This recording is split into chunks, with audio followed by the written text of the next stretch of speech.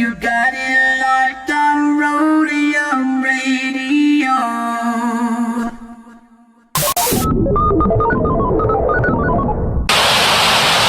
Hey Tony, drop that. What, please? I bet. Dr. Dre in the place to be. Co-rockin' shit with my homeboy Steve. After Roadium, get stupid, yo. Don't think that you can get none of Dre. The motherfucking doctor, the bitch hopper, the sucker motherfucking stopper. I'm fucked up, so don't mind what I'm saying. I'm just kicking it with Steve, Tony, A, and Susan. Yo, we be choosing dope shit to put in a mix. Know what I'm saying? We kick shit like and that's a fact. And if your shit ain't in the mix, you know it's whack. And that ain't no bullshit. I'm kicking facts on a serious tip. Word up, Dr. Dre's in full effect doing serious damage. Boy. Tony, hey! Tony, hey! When you're ready, go.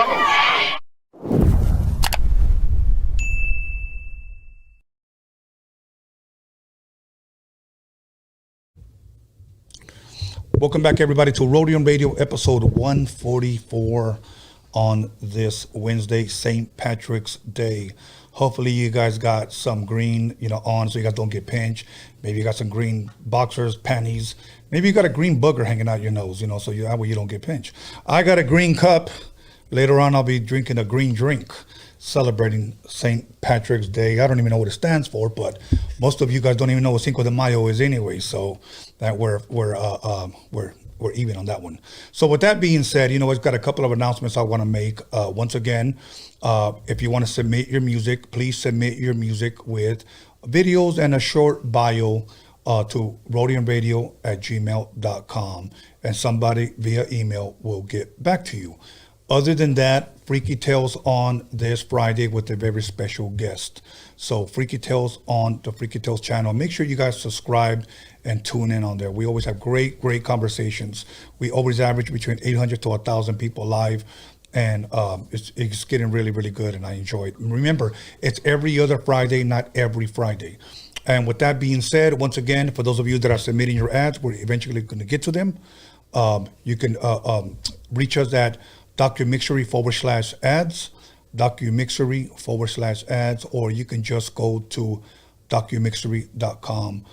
Also, if you want to buy your merch, if you want to buy hats, you want to buy beanies, you want to buy hard copies, you want to buy digital downloads, or if you just want to watch the DOCUMIXERY, the 3-hour version, you can go to DOCUMIXERY.com. And for those of you that just want to watch the 1-hour version, actually it's the film festival version of the DOCUMIXERY, just go to our YouTube page, which you're watching now, and you can watch the 1-hour version. So with that being said, please allow me to introduce my very special guest of the night, the one and only Maso. How you doing? What's up, my brother? How you doing? How's it going, Tony? Good. You know what? I see you drinking some Irish beer there, huh? Oh yeah, man. I need a little something to loosen me up. You know what I mean? Get the blood flowing. That kind of thing. Get the blood flowing, huh? So you excited, bro? I'm excited that you're here today, man. You know what, man? I'm super excited. If I can, real fast, I just want to say shout out to Blanca, and I want to say thank you, for setting this up. Also want to say special thank you to you, Tony, for allowing me and bringing me into your setup here, man. Appreciate it. Awesome. I want to thank Blanca too. Blanca's a good friend of mine. She's been here since day one, so we got a lot of love for each other. Good friends. Yeah, cool. So anyways, man, you know what? How's your week been going? I know it's barely Wednesday. They opened up Monday. Mm-hmm. A lot of restaurants started allowing people to go in now. Have you experienced going in yet to a restaurant eating? No. I've gone places, but nothing like going out. I'm kind of still keeping it casual, man. I'm trying to stay outdoors, not get too close to too many people. Yeah, at least not yet. I haven't had my shot yet, man. So okay. So I guess I'm kind of still. I've been fortunate enough where I haven't gotten sick. So I'm still kind of just trying to play it cool, man. Okay, when is the last time you've gotten sick? Dude, so I'm one of those guys that hardly gets sick. Okay. So when I do get sick, I get beat down, dude. You're out for the count. I'm out for like a week and a half, shivering, shaking, and all kinds of stuff. But probably maybe about 2 years, man, since I've been sick. Wow. You know how long it's been for me? A little bit over 6 years. Dang. I'm trying to get that kind of metabolism, man. But you know what it is though? A lot of people always ask me like, what is it? To me, it's no secret. Is just eating well, okay, and a lot of water. Okay. Water has to be your best friend, bro. Well, my job, what I do, I pound water, bro. And so just on the weekends when I don't work, if I'm not working and I'm drinking, I feel it. I feel like, you know, I need water. You know what I mean? So what I do, I'm always pounding water, man. So I think that kind of helps me a little bit too. That's a good thing. You know, there's been nights where I've gotten fucking hammered on the show, bro. Like hammered. There was only one time we went on so long that I was literally falling asleep during the interview. Damn. Like homie was talking and I was like, not. Yeah, that's when I was like, okay, we're done. Yeah. But my secret to not getting any hangover, because people always hit me like this the next day, how are you, bro? I saw you getting fucked up last night. I even drink a lot of water even afterwards. Yeah.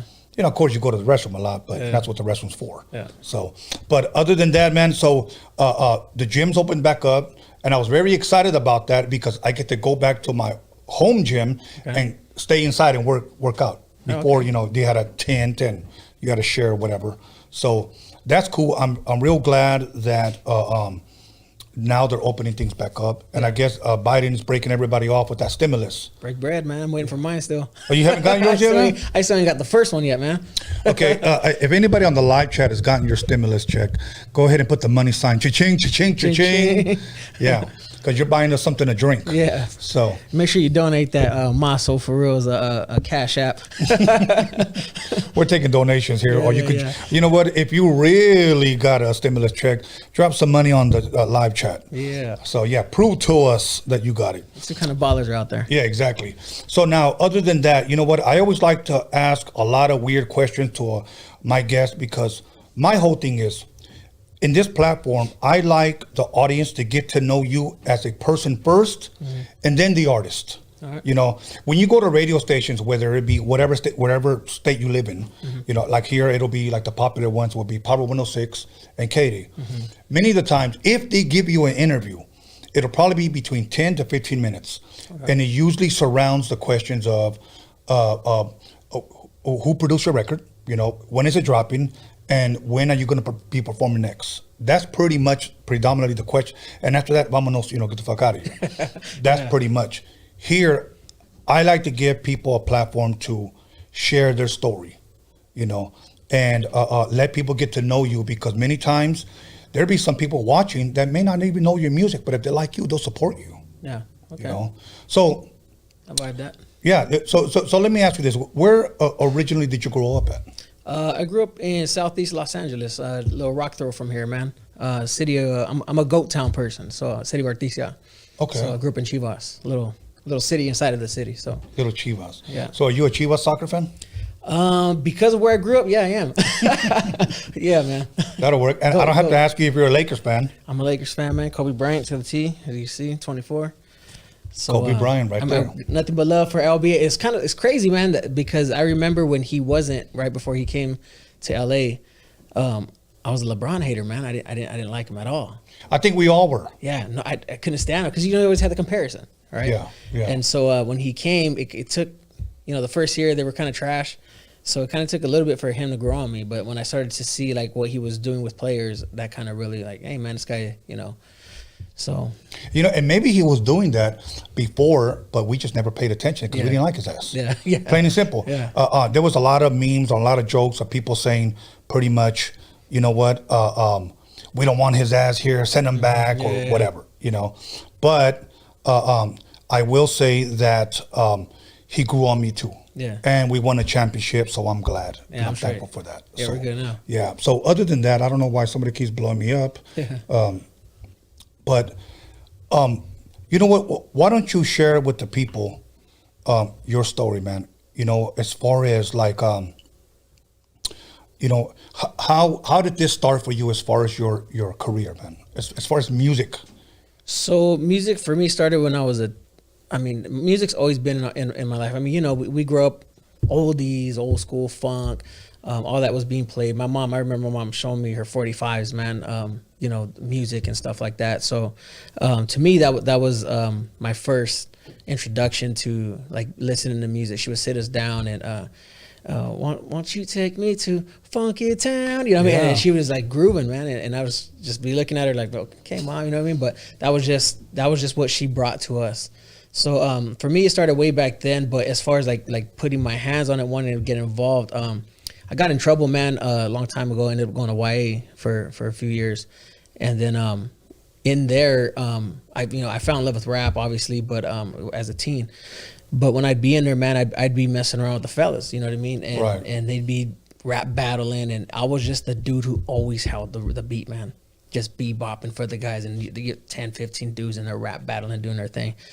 And I had this homie, he was this Crip dude, and he came up to me and told me, hey, bro, if you can hold a beat, you can write. And it took me a while, man, because like I always would be able to recite words or rhymes or lines or whatever, and on point, man, or with the expression that they had, right? But I could it just took a while for me to learn to write. I'm putting my words together. I get boggled with words in my mind.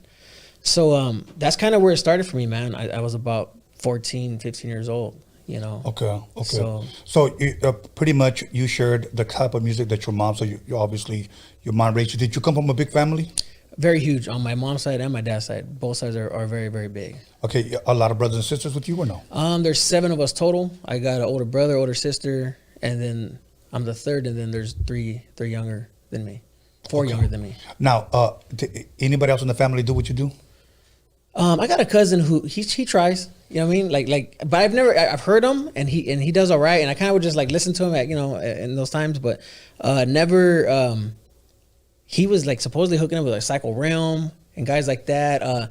Nocturnal, when Nocturnal was bumping. You know what I mean? So it was around that time. And I kind of really was kind of away from it. Always been like I always backburnered it, man, because of like work and stuff like that. So more recently is when I really, hey man, I don't want to get in my 40s and 50s and then turn around and be like I've never done it or never tried it or never pushed that hard, And I'm glad you see it that way, because me personally, when I came out to direct this documentary, I'll be honest with you. At first, my thought process to myself, I thought of 10 ways how I could not be accomplished.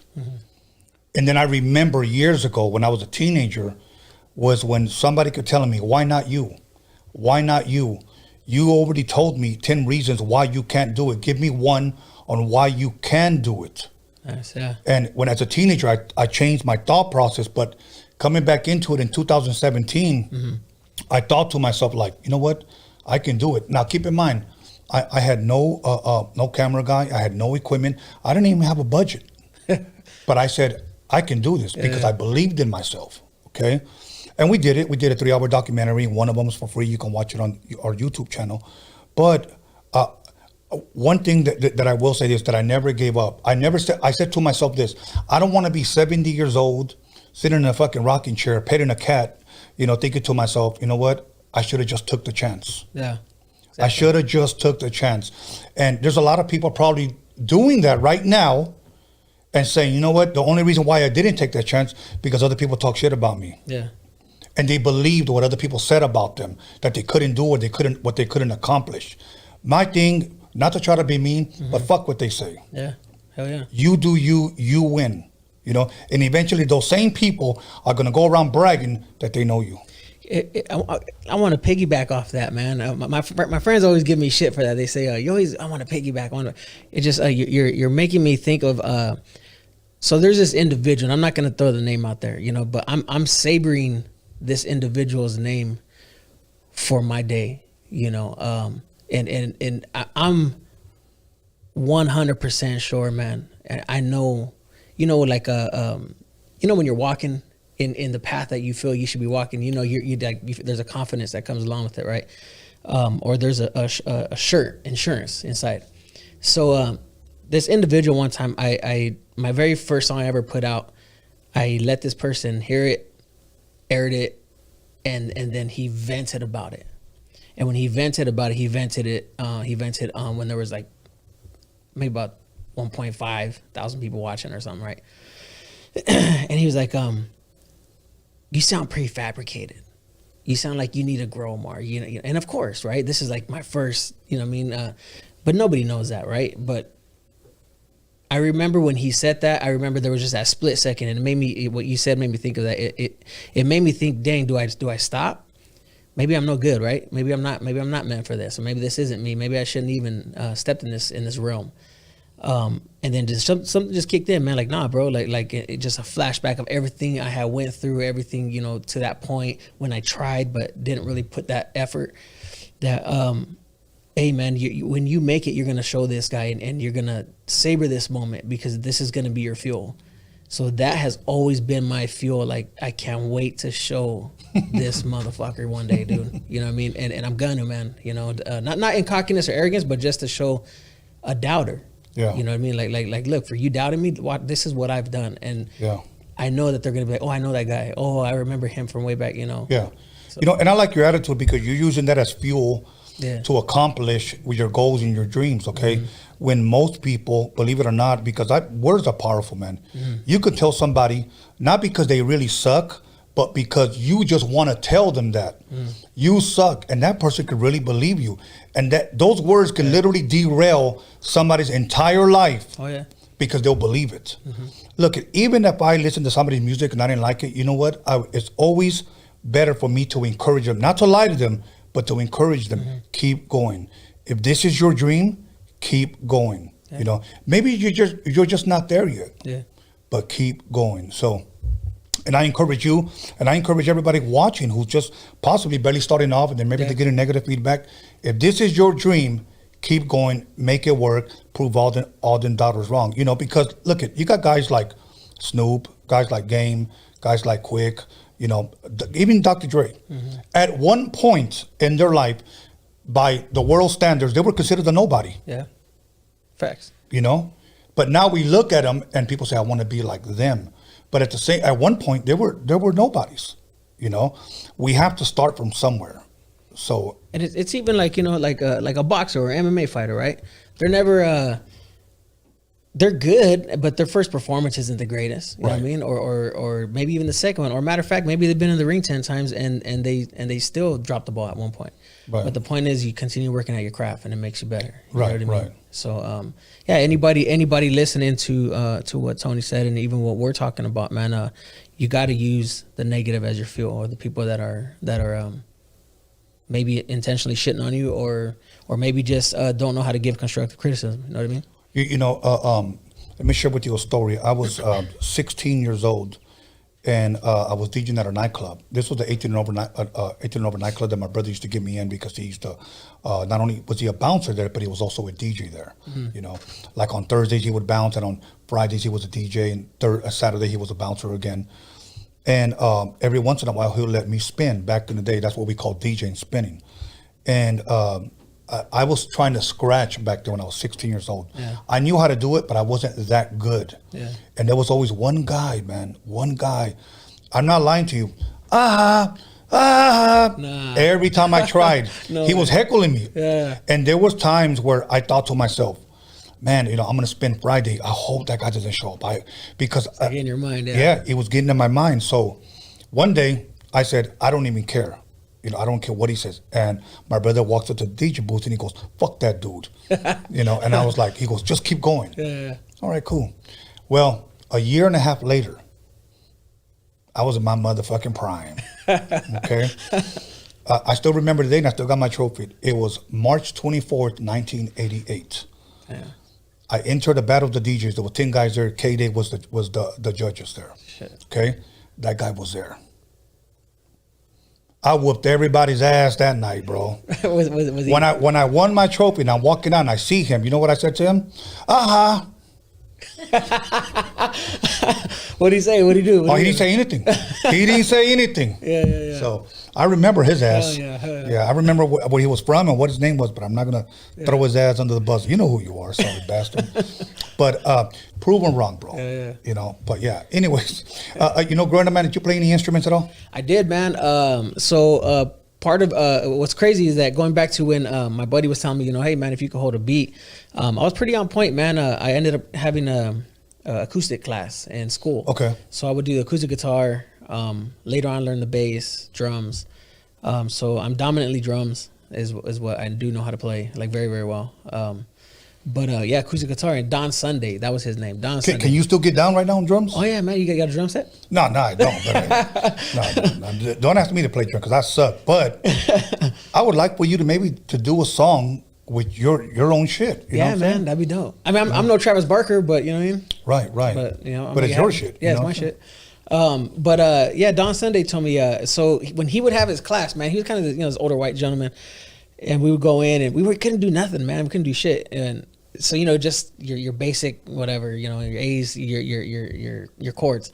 So this guy, I'd be in the back, right? And when I'd be in the back, he'd be like, E, D, A, and everybody's doing it, bling, bling, and I'd be like, bling, bling, bling, bling, bling, bling, bling, and then he'd be like, who's doing that? Who's doing that? Please stop. And I would get him so pissed off, man, that he'd be like, Sotomayor, get out of here. Sotomayor, get out of here. You need to go to the principal's office. He'd boot me out, man. But that was me, like my ADHD kicking in. I had to like get something in there, man. But yeah, him. But he's one that whispered to me, and told me you not whisper, but I kind of said, hey, you have an ear for music. You don't understand it as a kid. You're just like, fucking ear for music. So yeah, what does that mean? Yeah, what does that mean? So basically, told me you can hold a rhythm. Right. You hear it. It's an inner ear thing, man. Now let me ask you this: as far as rap is concerned, what were your first memories of rap? Like, who do you remember hearing as a kid, bro? So my very first Paperboy, do the ditty if you want to, because then I can tell you if that one. Then of course I remember Lighter Shade of Brown, heard them. These are like my early memories of hearing music. But what caught my heart, my attention, man, was Tupac. I Get Around. No shit, that's a dope ass jam. Yeah, that's like one of my favorite songs from him, dude. Just because it's not the latter Tupac, you know what I mean? It's not the later where he was, where his more image took over him, you know what I mean? Versus what he really was stood for, So. All right, that's the first time I've ever heard anybody say that on the show. Yeah, man. Oh, okay, that's cool, man. So you grew up listening to that type of music. Mm-hmm. Was there any rapper that you could say, like, that guy is the shit, like, that's the guy that inspired me and encouraged me to, like, a lot of guys come on here, they'll say Tupac. Mm-hmm. Some people will say Too Short. Some people would say Bone Thugs. Some people say Eminem was like my dude. Do you have one dude that you could say, that's my dude right there? Like, man, I do, man. But like, I have like a handful of them for different reasons, like Pac was more, and Pac is like, so like anybody can just throw his name out, but, right. But to me, it was more, like I said, like the earlier Pac, very poetic, very, in tune with community, all that kind of thing, man. That was what caught me, but all the lighter stuff was just like being a gangster, you know what I mean? Mm-hmm. So him for being poetic and being like involved with street community, quick for just like his rhythm, man, like the rhythm, the funk he had, that kind of thing, man. Even High C's album, the one that you got down on, man, like that was like, bro, I love that, bro, like, cause I don't know, that's just always been to me the funky, bass, playing with bass, learning rhythm. So that was that, but quick for that. I mean, Snoop for being a gangster at the time. I'm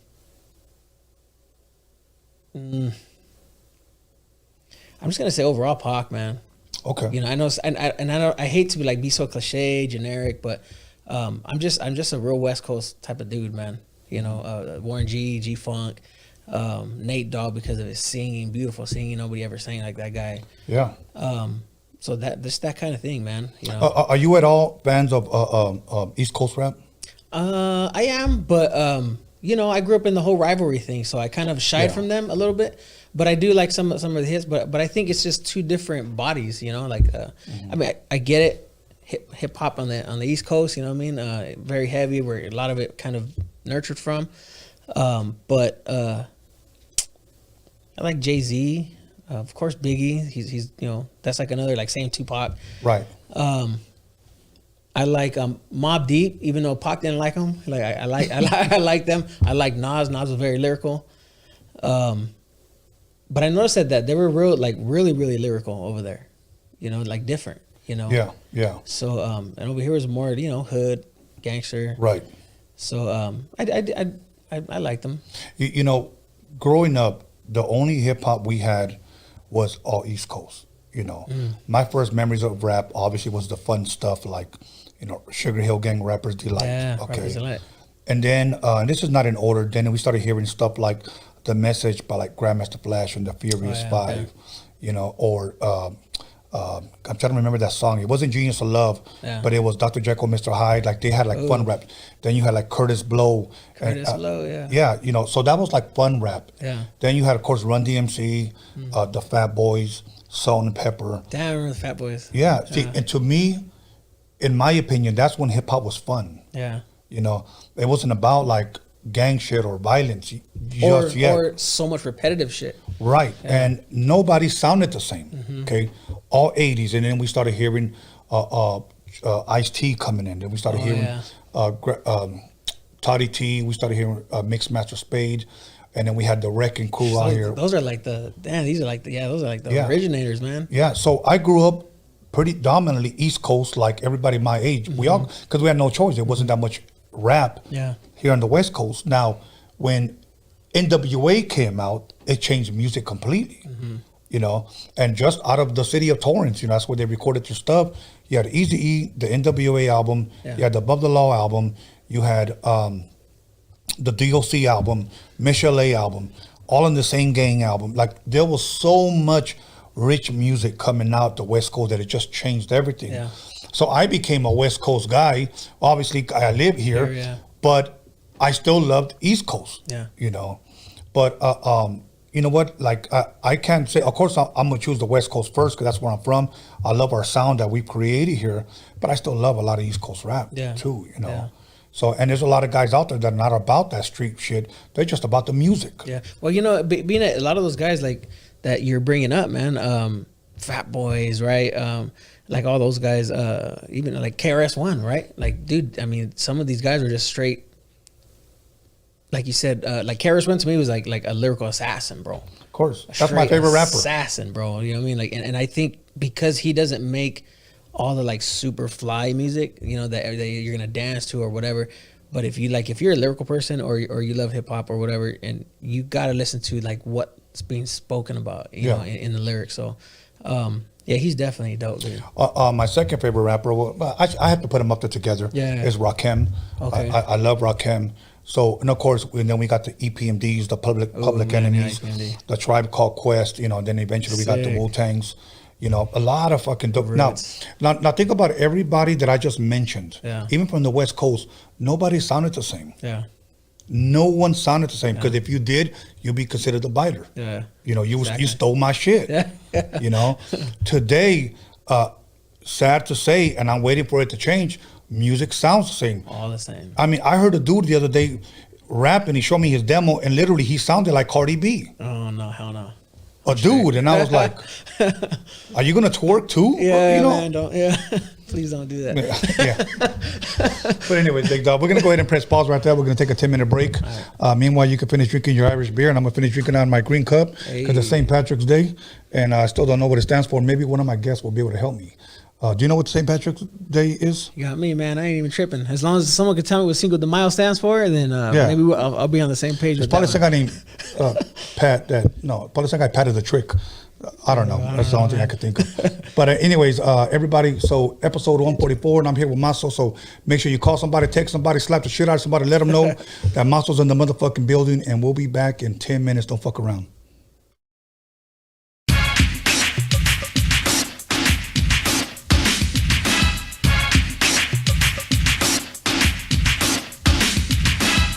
You'll call somebody, text somebody, slap the shit out of somebody.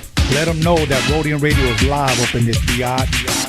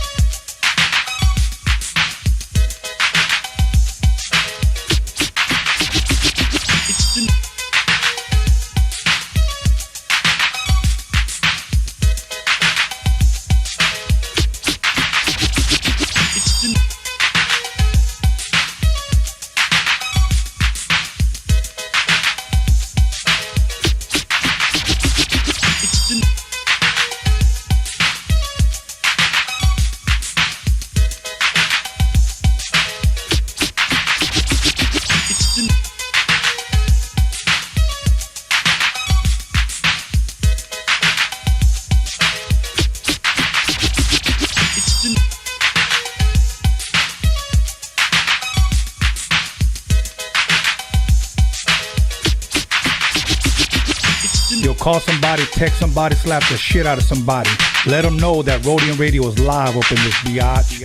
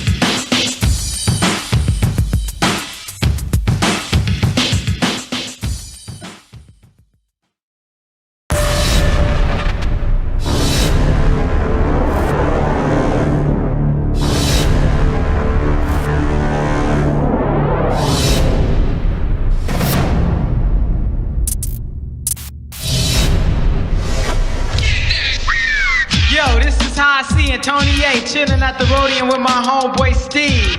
Be on the lookout for our new 12-inch, the shit is dope. Yo, I like to say what's up to my homeboy Dre, my homeboy Prince of Jazz, and the girls with the big ol' ass. So Trip, I'm about to bust one more time to let y'all niggas know just what's on my mind. In the morning, police at my door. Fresh Adidas squeak across my bathroom floor. Out my back window, I make my escape. Didn't even get a chance to grab my old school tape. Mad with no music, but happy 'cause free. And the streets to a player is the place to be. Got a knot in my pocket weighing at least a gram.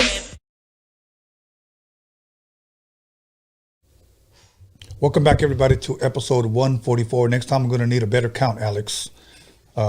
Anyways, other than that, we're going to go ahead and jump butt naked right back into it with Maso. How you doing, man? I'm doing good, man. Blessed with no stress. Yeah, hell yeah. I like that. Say that again. Blessed with no stress. You guys hear that?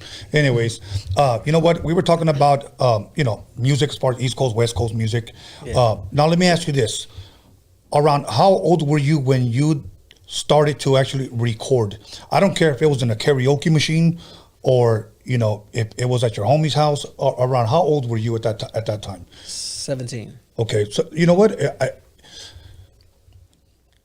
What made you finally say, you know what? I want to hear myself. I want to record a demo. Was it just, did you have homies already recording, or was it just you on your own? Like, I actually performed at 17 without ever hearing myself. So I performed and I kind of was like, I wonder what I sound like, Okay. And so what happens? I put together this rap, performed for some people, and then it was just like this little function thing that we had going on when I was in youth authority. So after later on, I'm in my 20s, and then I have friends that rapped, and we built a whole full-blown studio, not to that degree, but we built a box. You know what I mean? We had a mic in there. My boys invested in some beat making machines, a Yamaha piano, keyboard, and then we started recording. So I remember the first time I heard myself was actually in my 20s, man, and I was just like, "Whoa, that's what the fuck I sound like." No shit. Yeah, man. Wow. So I had been doing it for some time, right? Writing, jotting shit down, quick little mini battles here and there, but never actually heard myself until I was in my 20s. Okay, let's go back to 17. Mm-hmm. Around how many people did you perform in front of? Ooh, man, there was probably it was like families and shit, man. So, bro, it was probably like maybe 50, 60 people. Okay, now, and be honest, bro, how did you feel going up there and performing? Were you nervous? I was shitting my pants, dude. I was like, fuck, the fuck did I wanted to back out. you know why I always ask that, bro? Because there's people that always tell me I couldn't wait. And then there's people who were like, my fucking hands were all sweaty. Well, yeah. I was scared. Like, I was going to go through with it. Like, but I was scared. You know what I mean? Like, even to this day, man, when I'm going to perform, man, we're going to go perform later on. I'm going to perform with Baby Girl and we're going to go tear the roof off someplace. I'm scared as fuck, man. I'm nervous. But not in the fact of like, mom spaghetti, I'm going to be puking on myself. But, it's like a fight, right? Like, you get nervous, and then once the first fucking punch is thrown, you just make it happen. Once that first word comes out, I'm good. Okay. Okay, I'm going to share something. It's the truth, okay? One time, I went ahead and see, that's the importance of telling people to turn on their cell phone. Yeah. But one time, I DJ'd for a guy. He was a youngster. I was already in my 20s. I was already experienced DJing in front of people. Yeah. And right before we went live, I would always take the stage first. Yeah. And I told him, since this is your first performance, let me get a hype man for you. Let him hype up the crowd. Yeah. I'll cut and scratch or warm it up for about maybe 1 minute. Mm-hmm. We'll go out there and say, oh, Yeah. We had maybe about 200 people fucking rocking. Damn. And this guy, he's calling me like this. And I'm like on the stage already. And he's calling me. Yeah. And I'm like, come on, yeah. it's your turn. And he goes like this, Tone. And I told my boy, you know what? I played the beat, hype up the crowd, keep going. I came back. I went up to him, I go, what's the matter? And he told me like this, I got to take a shit, bro. And you know what I said? Damn. It can't wait. Yeah. This is no lie. Here's what he said. It's coming out. Oh, fuck.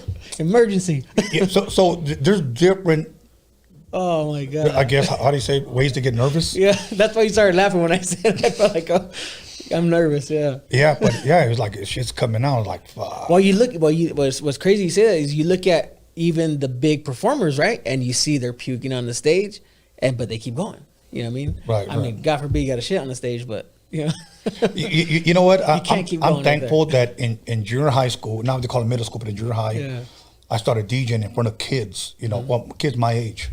And I would say that that's where I believe I got all the nerves out, you know. And then my brother giving me, experience at the club.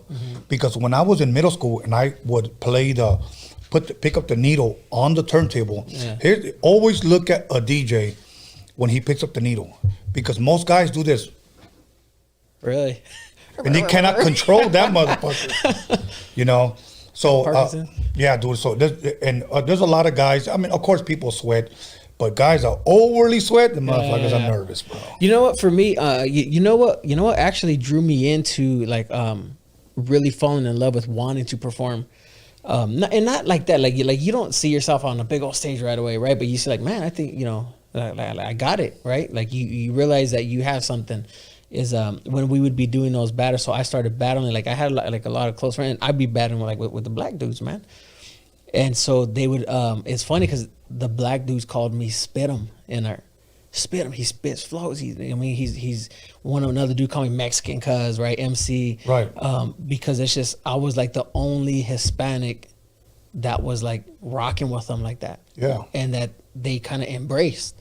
And so and seeing them, like when I would battle, I remember this dude named BG Crow from Compton, and we were battling, but he was like, we were cool, but we were battling it out. He said, I want to battle you, and we'll see, who wins, and we'll let the guys, all right, cool, let's do it. So we did it. And when we did it, man, dude, I remember the rap to this day. I'm not going to spit it, but it was just like, he was disrespectful, I was disrespectful, and we just went at it. And so when we did it, I remember everybody was like, yo, when I was lighting him up, and he was like, you got me, cuz. You got me, cuz. And then I just remember, like, from that point on, like I got it, man. Like that's just the inner confidence that comes in, So that's dope. It was a dope experience. So in your 20s, you heard yourself. Obviously, you didn't like it, huh? No, I actually was. Oh shit! Like, it kind of sounds weird, because you never really hear yourself like that. So yeah, I kind of got a little mic shy. Now let me ask you this. Hopefully, I don't embarrass you. Nah, okay. Cool, man. Do you write your own lyrics? I do. Okay, because one guy, I always ask everybody, is there anything you want me to ask you? And I asked you that, okay? One guy sat there and told me this, and I didn't want to embarrass him, and I'll never, ever give up names. Maybe initials, but never names, okay? He said, I said, is there anything you don't want me to ask you? He goes, yeah, if I write my own stuff. Yeah. So I left it at that, I respect that. I mean, shit, Britney Spears don't write her own shit. Yeah. But look at her, Yeah. But so I think that it's important for a person to write their own stuff, and if they don't, you know what, I don't take away from their talents. Yeah. I don't, because you know what, that's almost like saying to a rapper, do you produce your own stuff? You don't necessarily always have to produce. Everybody has their own. You know what I'm saying? And it works together, and it's always good to have a team. Oh, yeah. But whether they do or they don't, to me, that doesn't really matter. I don't think it takes away from the talent. I mean, Elvis didn't write his own shit. Yeah. But look at him. I have my Lovely Day. Like I wrote the melody for that. I have a song with that where I have Compton AV. He's featured on there, and I wrote the melody and hook for Misha, who sang it. So I'm all right with melodies, I guess it goes back to that whole ear for music. So it helps me sometimes, but there's times I do I need help, because it's, as far as when it comes to melodizing and stuff like that. Since you brought up the High C album, did you know that I named the majority of the songs, and a lot of times I came up with the idea for the choruses. I cannot sit here and say I had a pen and I wrote them down. I said, tell me, what do you think? Yeah. I would just say, just off the fly, say this, say that. Yeah. And I would say, just this is the melody. Yeah. Just try that, and you would come up with that shit. But when you have somebody that has that in the room, it makes it as a rapper, man. I'm gonna say rapper because I think an artist does all that extra stuff. So when an artist is giving you like just that direction, as a rapper, for just a rapper's sake, like it makes it easier to just on the fly, you know what I mean? Because it kind of gives you that direction already. Because I think there's a big difference of artistry and being a rapper. And not shooting nobody down, you know, people are sensitive with words and shit. So it's just an artist, Baby Bash, right? He doesn't consider himself a rapper, consider himself an artist. He's an artist because you write music, you write melodies, you know, there's a big difference of you, what you do versus just rapping, right? So I think when you have a person that, like you said, you got a rapper, you got an artist, and you put those two together, and then one can give semi-direction to the actual the talent, makes it that much easier, you know? Especially, okay, for instance, if you came in and we gave a Lil Wayne, hey, check this melody out, and he was just like, well, I mean, he'd probably run 100 miles with that thing, you know what I mean? Or 1,000 miles with it, and make it something bigger. So kind of like what you were doing with on that album. Right. I love that album, dude. And so I got like a million questions for you for that album. Shit, maybe that's still on my playlist, man. Maybe you ought to interview me, bro. You know, and I told you the truth. I told you I was barely learning how to produce. You know, dude, and I could, from a fan. This is from a fan, bro. Like I'm coming at you as a fan, not not even as an artist, bro. Like that. As a fan, like I go to that and that just puts me in this zone, dude. Like, and I listen to that as a fan, bro, as like a genuine fan, bro. That shit's hard. And you can't tell. Like everybody's their own critic. I'm my own critic to my own. Oh, I don't like it. Oh, I got to change this. And you're probably the same when you're making beats or when you're DJing, right? Oh, I could have did this better, or I didn't like how I came out there.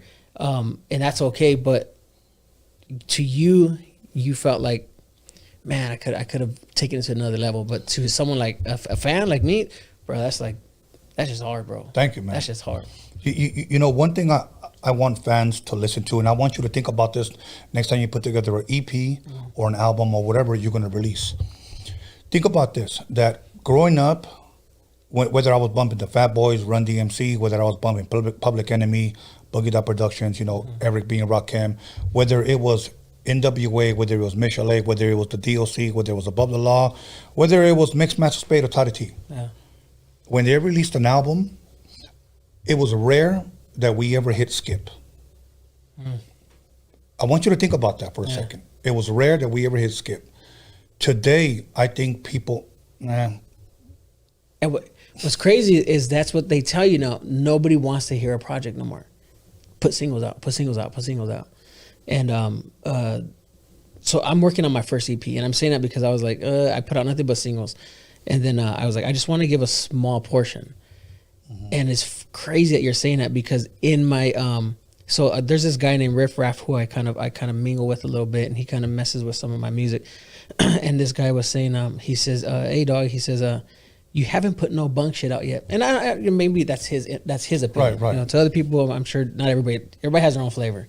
So cool, man, thank you, appreciate it. But then I was thinking, man, I want to put an EP out that EP, like you can listen to all 5-6 tracks, and you don't have like, hey, dude, this is. I remember going back to listening to one of Snoop's album, The Dogfather, and I'm like, damn, this whole fucking CD's hard, right? Doggy Style, this whole fucking CD's hard. And maybe 1 or 2 songs, I'm like, whatever, I won't play it. Not that it's not bad, but that it's just I'm just not vibing it, you know what I mean? But 9 out of 10 songs are dope.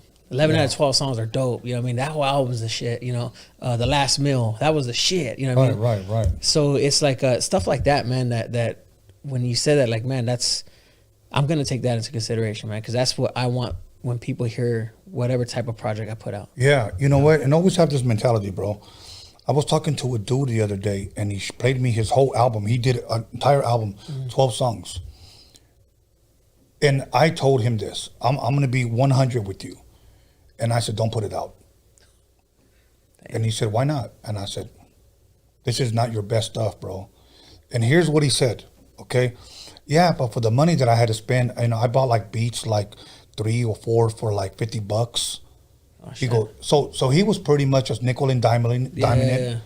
He thought maybe his lyrics, and because it was him, you know, that people were just gonna jump on it. And I said, do not put it out, dude. I said, do not put it out. I said, what about this song, right? It just totally doesn't sound like you. Yeah. And here's what he said. Yeah, that was just kind of a song just threw in there like whatever. You don't ever want to do that. You know, I just threw that on there just for like whatever. You know, you don't ever want to do it. Or like, I wasn't really even feeling that beat, but I like my lyrics, so I just threw it out there. I don't know. That you're like pretty much experimenting on that shit, you know? You don't ever want to do that, dude. So I encourage you, do not do that. Whenever I produced a record or a single for somebody, I made sure that that song had the potential to be on the radio. That song could be a fucking hit. That's why I would take my time. You know, I get guys today that think they're slick. Hey, man, email me some beats. Yeah, okay. I ain't mail you shit. I know how that game is ran. On the strength? Yeah. I know how that game is ran. You know what they'll do? Well, you know what? We're not going to go ahead and use them. And then they'll remake one of the beats that I, you know. Well, you inspired us. No, you bit my shit, dude. Yeah. You know? Yeah, exactly. Yeah, so I don't do that stuff, bro. So me, if I'm going to do something for somebody, it's going to be tailor-made for that person. And, you know, that's it. And I got to make sure that it's a fucking banger. That's why back then we used to charge a lot. We charged a lot because you were going to get your money's worth. I'll give you an example. When remember that DJ Quick song that he did for Tony? Yeah, Let's Get Down? Let's Get Down. Yeah. Okay. I won't give you the exact number, but I'll say it was over this. It was over this amount. It was over $60,000. Holy shit, just for that beat? Just for that one song. Damn. Okay. Was it a banger or was it not a banger? That's just. I got that in my playlist still. That shit's a banger, dude. Because he gave them their money's worth. Ooh. Okay. Today, when you got guys, I just downloaded it from YouTube. Hey Tony, can you email me that beat real quick? Yeah. Okay. I'll fucking. Yeah. All right. I'll email him something else. Well, I mean, and that goes back to where, like what you're saying with this guy, man. Like you have to invest in your craft. You got to invest in yourself, whether it be, it's tough being independent because you're paying for everything, but at the same token, like, man, dude, like, you know, that, I don't know. I pay decent money for my shit, man. And it reminded me of one boxer one time. Everybody thought he was going to win, but he went in there like overweight. He was supposed to be like at 140, 140. And he was weighing like 150 like 2 weeks before the fight. Damn. So he lost weight unhealthy, if you will. Okay, he went in there and got his ass knocked out, and then he just made the excuse that I didn't really train. It's almost like a rapper today saying I didn't really invest in myself, so that's kind of like whatever. You know, you can't because then I think like even what you said when that guy said he just threw that in there, you're giving the people who even support you or believe in you, you're just saying, well, here you go. Here you go. And remember, it's for the fans. Yeah, man. We are only here, sitting here at Roadium Radio because of fans. You know, I'm only allowed to have an audit because of fans. You know, so I try to give them dope interviews, dope content, especially from, I believe, up and coming artists, you know, that hoping that this platform helps take them to another level. You know, that's what we're here for. So when some jackass says, oh, he's a nobody, well, help me make this so-called nobody a somebody, instead of talking shit. Because most likely you're a nobody with a small pee-pee. That's what, so. But anyways, so now your first project came out when? If I'm correct, 2019 or? Yeah, 2019 was my first release. I think I've released like 10 singles, a couple features since then. I think I have like maybe 12 songs out. Not a huge catalog right now, but and I'm working on the first EP. It's entitled Dr. Jekyll, Mr. Hyde. I wanted to do that specifically. My Mr. Hyde side is going to be my West Coast side because West Coast is like in my hip all the time, right? It's like my Saturday night special. But I don't want to be just recognized as a West Coast artist. I want to expand outside the frame. You know, I don't want to just be recognized as he's just a Hispanic rapper. You know, all he does is car shows, and I'm, you know, hey, more power to the guys that love doing it, man. But I don't want to stay stuck in that platform, man. I want to work with heavy hitters, man. I want to be broad, you know, very broad. And I look at a guy like a Pitbull, but these are I mean, these guys are Puerto Ricans. Right. What about the Mexican American guys, the guys like us that come from our background? You know, I want to be able to do it on a different level, man, and work with grade A guys, dude, out there, you know, artists and shit. Release good music. Surround yourself with a good team, bro. That's how you're going to win. You're not going to be able to do it being a lone ranger. Yeah. You know, you got to surround yourself with a good team. I've surrounded myself with a good team. Along the way, we've hit some bumps on the road that we had to drop some dudes off. Yeah. You know what I'm saying? Because they didn't believe in the vision where we were going. We keep it pushing, you know. So whatever we can do here to help, that's what we want to do, you know. So so now, Dr. Jekyll and Mr. Hyde, when can people expect that? Sometime, I don't have a specific date, but right now we're going to be gunning for probably April. Okay. And again, I'm giving a bonus track. So an EP is pretty much 5 songs, but I'm going to give a bonus track so evens out the play field 3 and 3. So the Dr. Jekyll side will be more mainstream type of music. I got features with TF the Third on there. YBE is going to be on there. We just added him on there. I have CALI who's going to be on there. I got a song called Black Rose on there with him. I think that's pretty much it, man. I was trying, and I was in negotiations with Haley, Nate's son, but it just kind of fell through, you know. Okay. So, but I hope maybe, you know, there's still that song. You know, I wrote a hook, melodized it. It's dope. And 3 of these songs on the Mr. Hyde side, they're produced by Jay Steez. Have you heard of him? Mm-hmm. So Jay Steez produced all 3 of those, man. Bangers, bro. That's dope. Bangers, man. straight West Coast bangers. In. So and that's for, you know, and my goal for the Dr. Jekyll, Mr. Hyde is basically not just rapping West Coast hardcore, that kind of thing, but being broad, different melodies. Things You want like to that. give people something different, bro. Yes. Yeah, because like I said, nobody's ever made a difference by being like everyone else. Yes. You know, and people need to remember that, because a lot of times, let's just say I'll just use Cardi B as an example. Say I'm working with a female and she says, I want that Cardi B sound. No, you're not going to get it, because all we're doing is duplicating what she's done. You know what we're going to look like? A bunch of jackasses copying her shit. Yeah. You need to be you. That's what's going to separate you. She was her, and that's what made her. You know, and I think that's what made a lot of artists that we call legends, you know, and these classic albums, that they were all different. They were themselves. Yeah, themselves. You know, today, like I said, it's sad that a lot of the music sounds the same. But I'm believing that we're taking a turn and things are going to start looking better as far as music is concerned. Because as it is, let me ask you a question. Do you listen at all to the radio? Sometimes. Okay. Very, very, very random. Same here. Yeah. Same here. And the majority of the people, maybe I had to make a little damn 1 minute clip. And every time I ask that, it's always like very little or no. It's never just, yes, I do. Yeah. That tells me that there's a possibility that radio might not be here within the next 9 to 10 years. Everything changes. Yeah. You know, first there was 8-tracks, then there was cassettes, and then there was CDs, and then downloads. Everything changes. Yeah. So, and I believe that possibly podcasting, because here we have a voice now. Yeah. You know, could be the future, might be something else later. Yeah. You know, but right now, if you have a voice, use it, promote yourself until it pays off, man. Yeah. Oh, yeah. So now, where can people, if they want to listen to your music or buy your music or maybe merch, you know, where can people go to find you? So you can find me on pretty much all platforms. I don't think I'm on Pandora yet, man. So I don't want to all platforms, and everybody's like, well, I looked for you on Pandora and I didn't find you. But what you could pretty much find me Apple, Spotify, pretty much all that, you know, Deezer, all that kind of stuff. What do you call that? Amazon Music. So Google, I'm on all that stuff, man. So YouTube, I just started my own YouTube channel not that long ago. So I only have like a few videos on there, but I'm going to be doing, for this EP, I'm going to be probably shooting about maybe 4 of 6 of those songs, videos. And videos are very, very important. Yeah.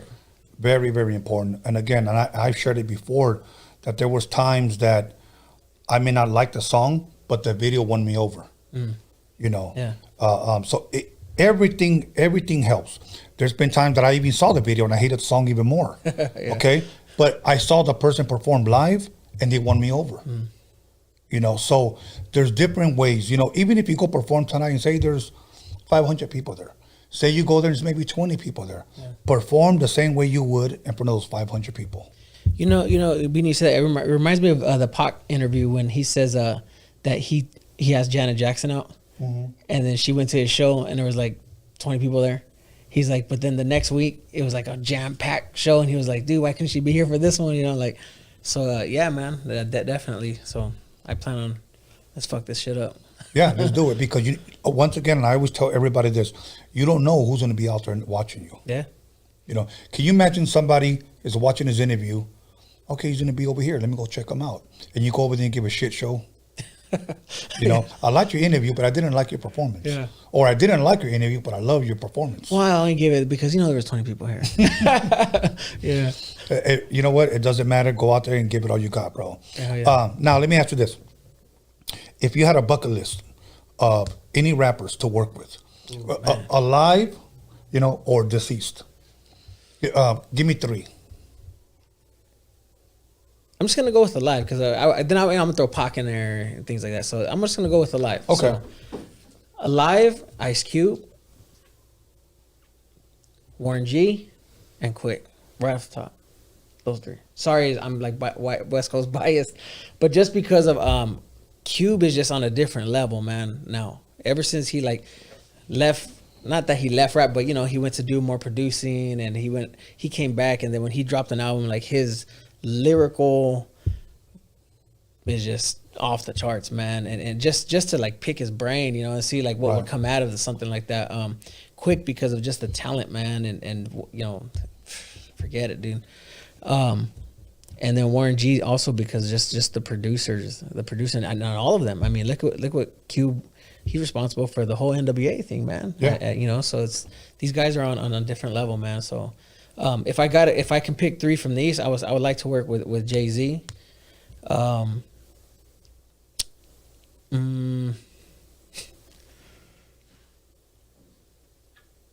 else I want to work with from over there? I'm just gonna stay with Jay-Z for right now, man.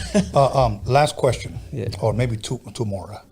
Top 5 West Coast classic albums. They don't necessarily have to be in a row, you know. Like. Okay.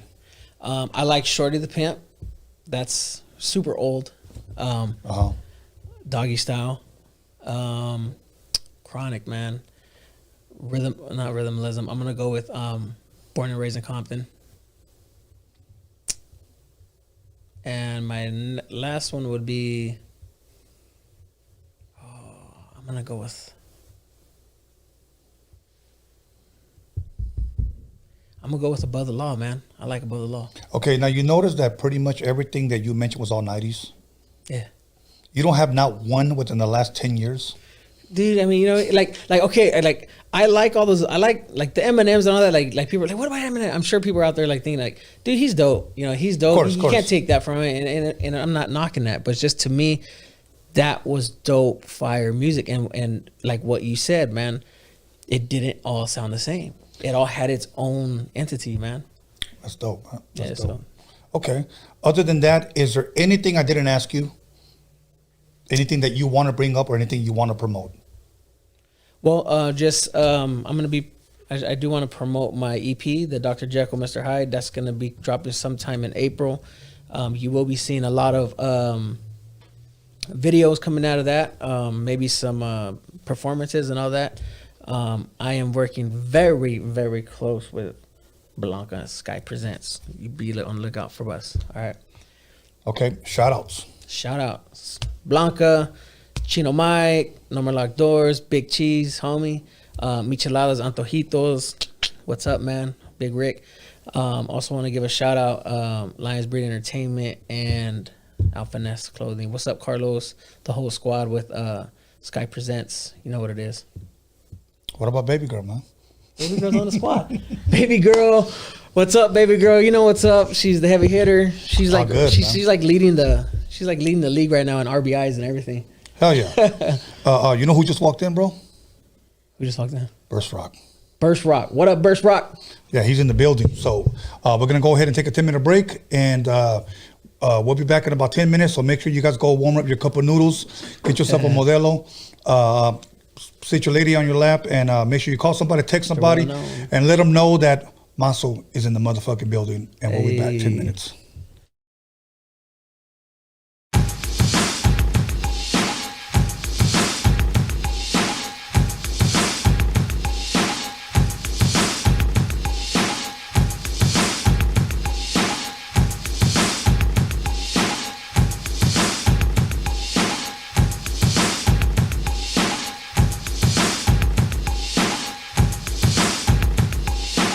You'll call somebody, text somebody, slap the shit out of somebody.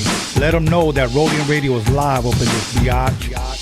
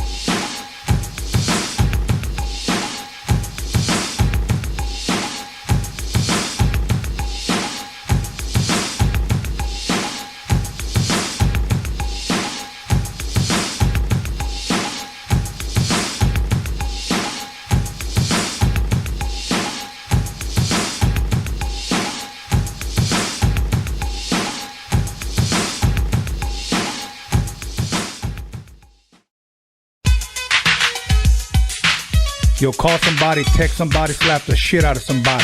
Let them know that Roadium Radio is live up in this biatch.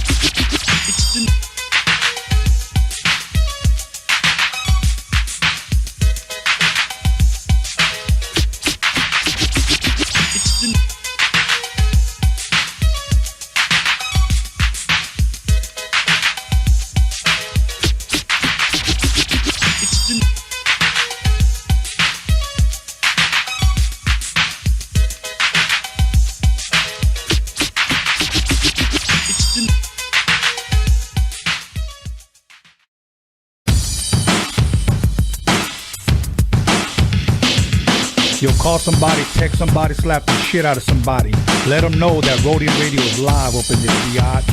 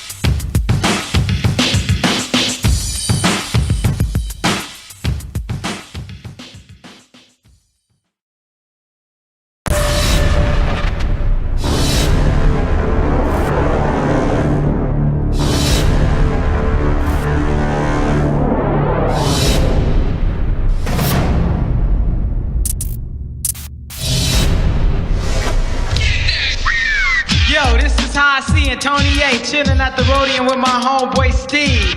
Be on the lookout for our new 12-inch, the shit is dope. Yo, I like to say what's up to my homeboy Dre, my homeboy Prince of Jazz, and the girls with the big ol' ass. So Trip, I'm about to bust one more time to let y'all niggas know just what's on my mind. In the morning, police at my door. Fresh Adidas squeak across my bathroom floor. Out my back window, I make my escape.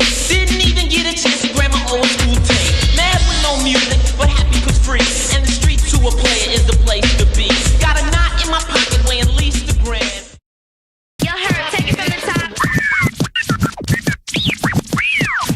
Get that shit, new chop. Power move on. If you mess with me,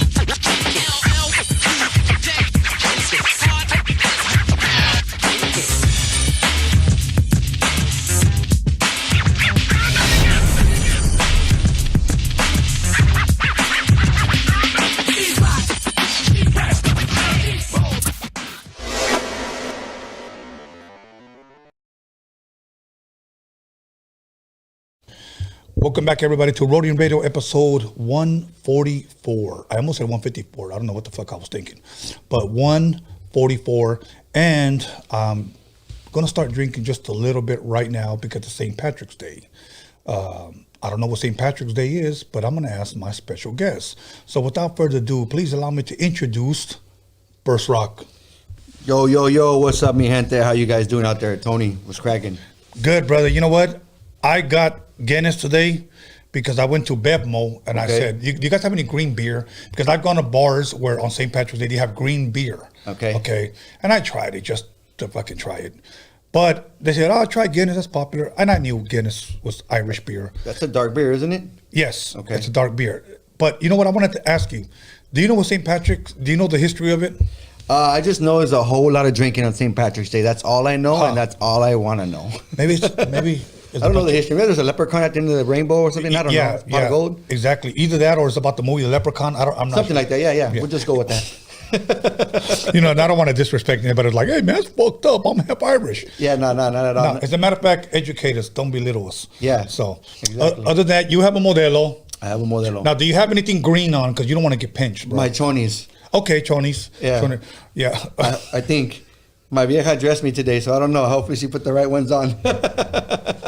Okay, well, I got a green condom that's glow in the dark for later. Oh, awesome. For hell later. Yeah. Hell yeah. Hell yeah. I had to get the extra magnums, but that's right. Oh, suki now someone's gonna get it tonight. That's a different podcast. It's not that good. I don't even drink no more, but I'm gonna have a beer today because it's St. Patrick's Day and because I'm on your show. Hell yeah. Salud. Salud, bro. Salud. One more drink. Because I'm already La buena vida. Yeah. And if you're not drinking, go get yourself a beer. Yes. If you don't have no money, check your bank account. I think the stimulus check is already on there. If not, look under your seat. I'm sure you can gather up 99 cents and go get yourself a nice little tall can, little malt liquor. Fuck yeah. You know what I'm saying? The good old days. Hell. He's laughing because he knows what I'm talking about. Oh, good, man. So today is Wednesday, brother. How is your week been going, man? My week has been going great. Just woke up Monday, just grinding. And, spending time with the family. Yesterday was my son's birthday. Awesome. He turned 4 years old yesterday. Happy birthday. Thank you. Shout out to my little man. He's watching right now. First thing he noticed was your Thor hammer. Hell You yeah. know, he's a big Funko Pop fan, too. So he's probably on TV right now just watching like, oh, what's cracking, Pops? Hell yeah. But yeah, it's going good, man. How's yours? Dude, you know what? I can never complain, bro. To me, every single day is a blessing. Every time I wake up, bro, I thank God that I'm alive. Because, okay, look, I say this a lot because I'm proud of my age. I'm 52 years old. We never would have thought as kids that we would have this type of technology to be able to reach, 1,000 people live or whatnot.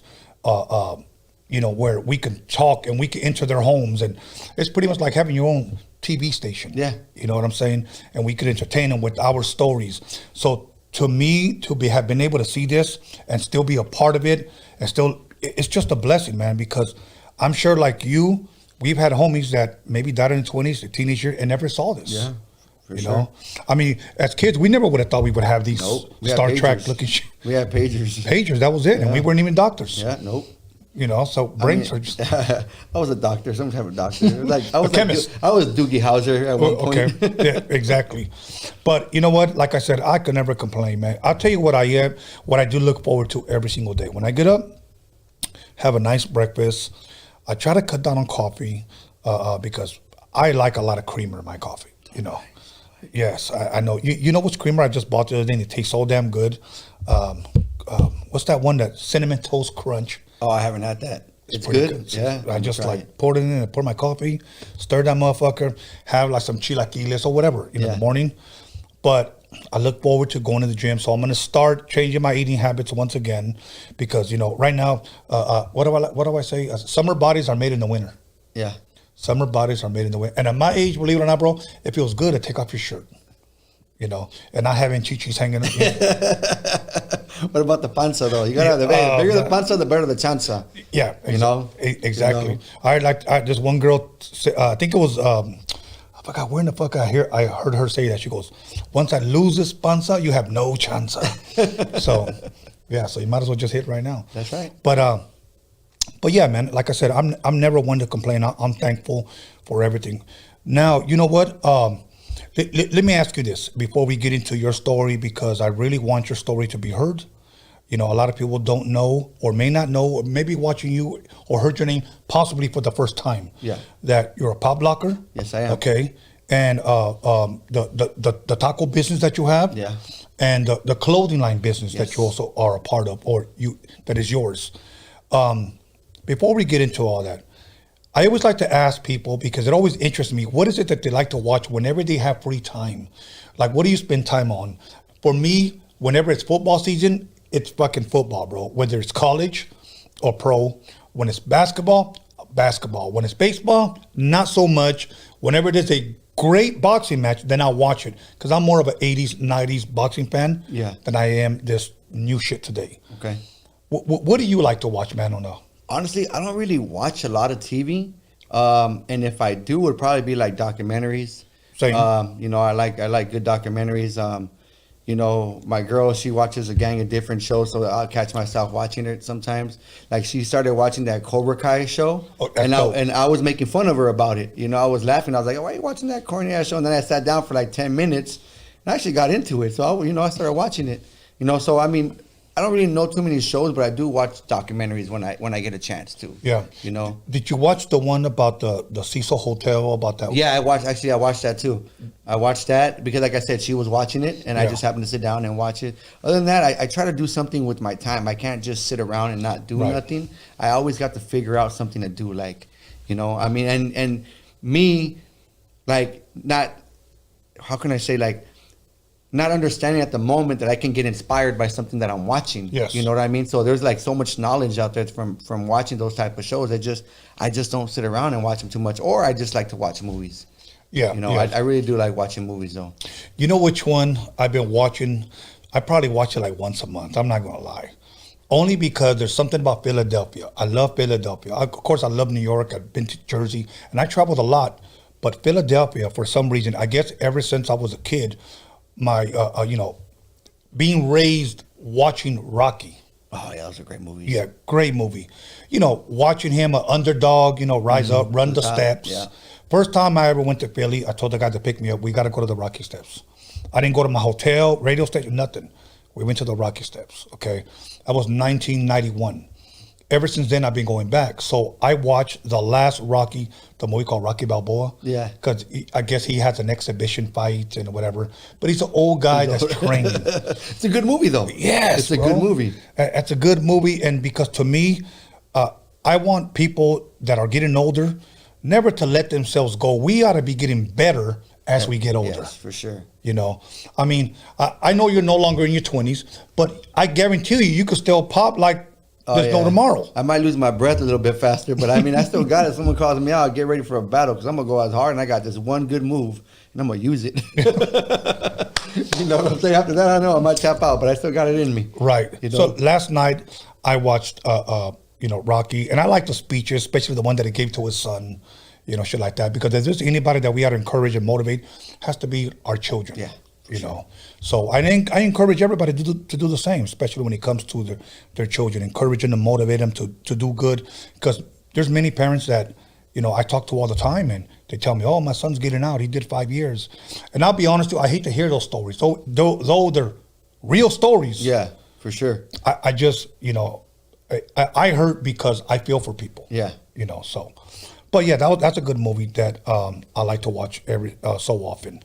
Now, let me ask you this: since you do one of the elements of hip hop, which is, DJing, then there's MCing, then there's popping or breakdancing. B-boying. Yes. That's under the same umbrella. Right, same umbrella. And then what was the other one? Graffiti. Graffiti. Okay, but graffiti goes along with, you know, it all intertwines. Yeah. Okay, now you familiar with? And I'm just asking for the fans' sake, like B Street. Yes. Style Wars. Yes. What was the other one? Breaking. What's that? Breaking. Breaking 1, Breaking 2, and then there was B Street. Freshest Kids. Yes, and then there's the other one. It was a documentary, 1983, Breaking and Entering. Breaking and Entering, yeah. Okay, did you know that was released before? And I encourage people to do this. Before 83? Yes, it was in 83. Okay. Most people believe that was released before any breaking documentary ever, and it came from the West Coast. Oh. I want people to do their homework when it comes to dates. Yeah. Okay. Most people believe that even came out before Style Wars. Oh, I didn't know that. I didn't look at the date. Yeah. That was 1983, and Boogaloo Shrimp, Turbo, Which is from this area? Yeah, 3 blocks away. Yeah. They filmed a little bit of that here. You know, Coco from Breaking 2, the little Mexican kid. He's one of my homies. Yeah, was from the West right here. Now, so Wilmington here has a lot of history, but my thing is, out of all those documentaries or movies, which one would you say, if any of them, really inspired you? B Street. Same here.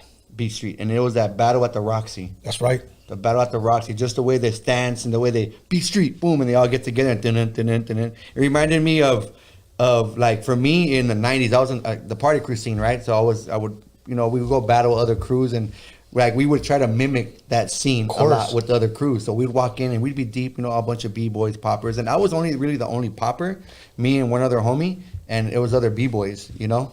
And but yeah, we would try to mimic that scene once in a while, and we start battles. We just fools from different cities, different crews, wherever, you know. Yeah. Warehouse parties, backyard boogies, and you know, it was pretty tight. But that scene was epic.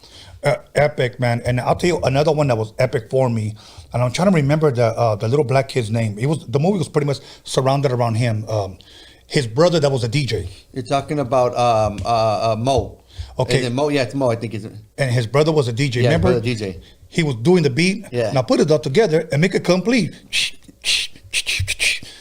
Yeah. That right there inspired me to like, wow, you know, he's using that turntable as an instrument. Yeah. You know, and se me prendió el foco, you know what I'm saying? Yeah. Like, fuck.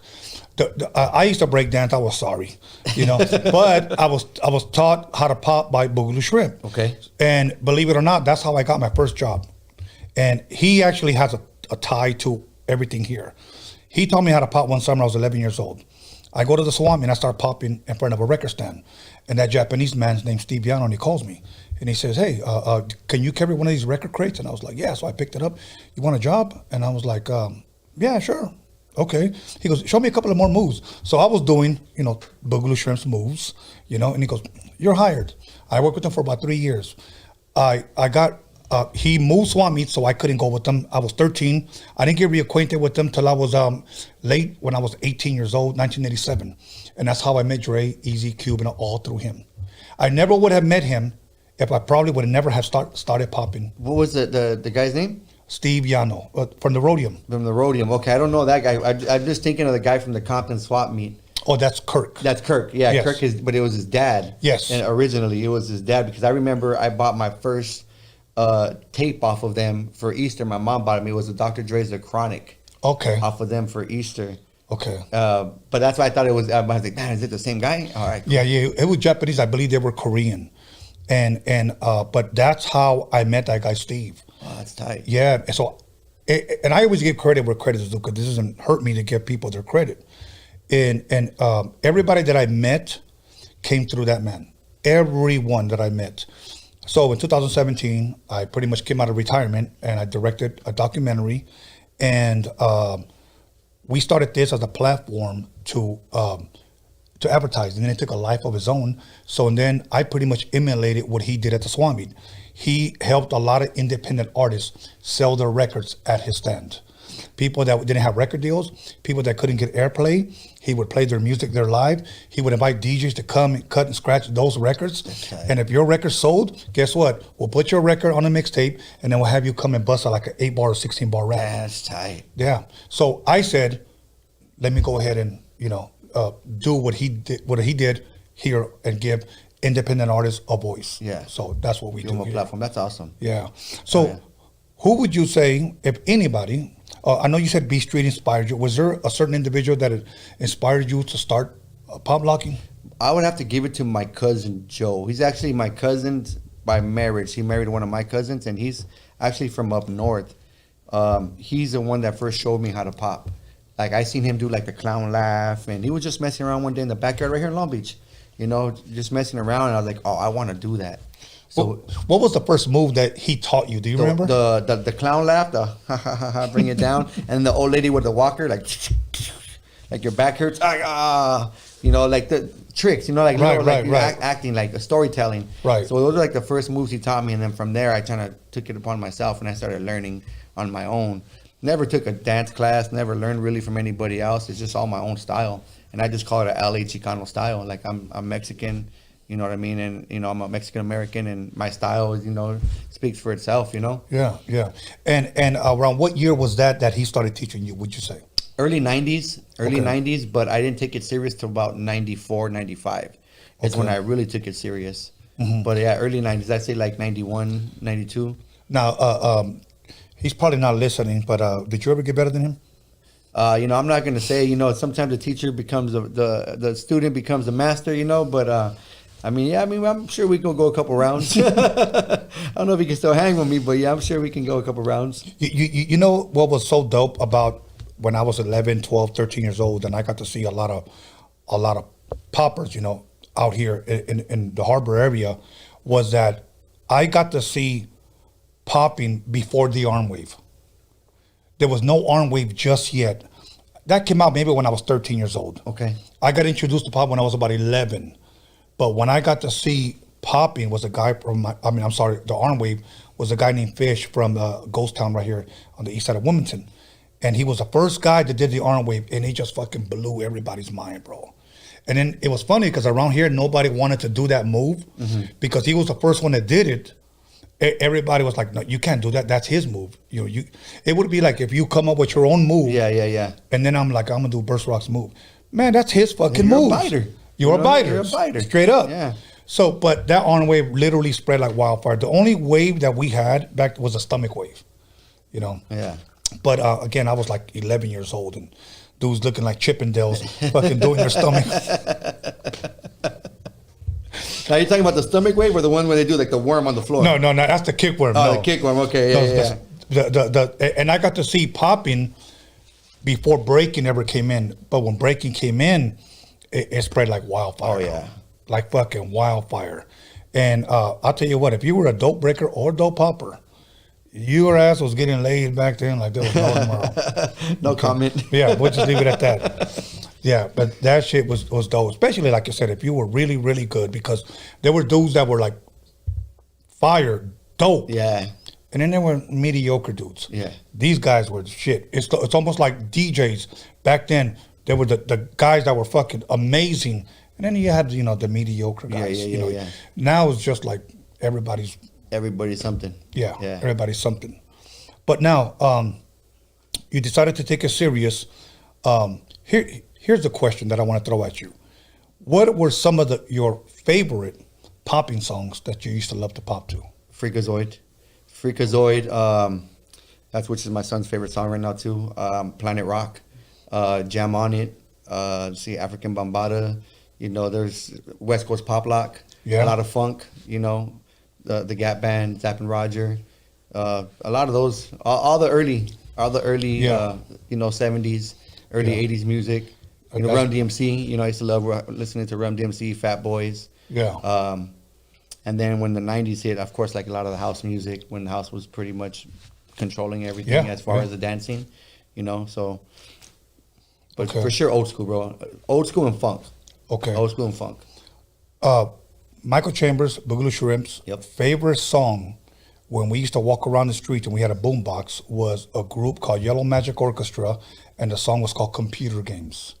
When you guys get a chance, look up Yellow Magic Orchestra, Computer Games. It sounded like, believe it or not, like some Chinese music.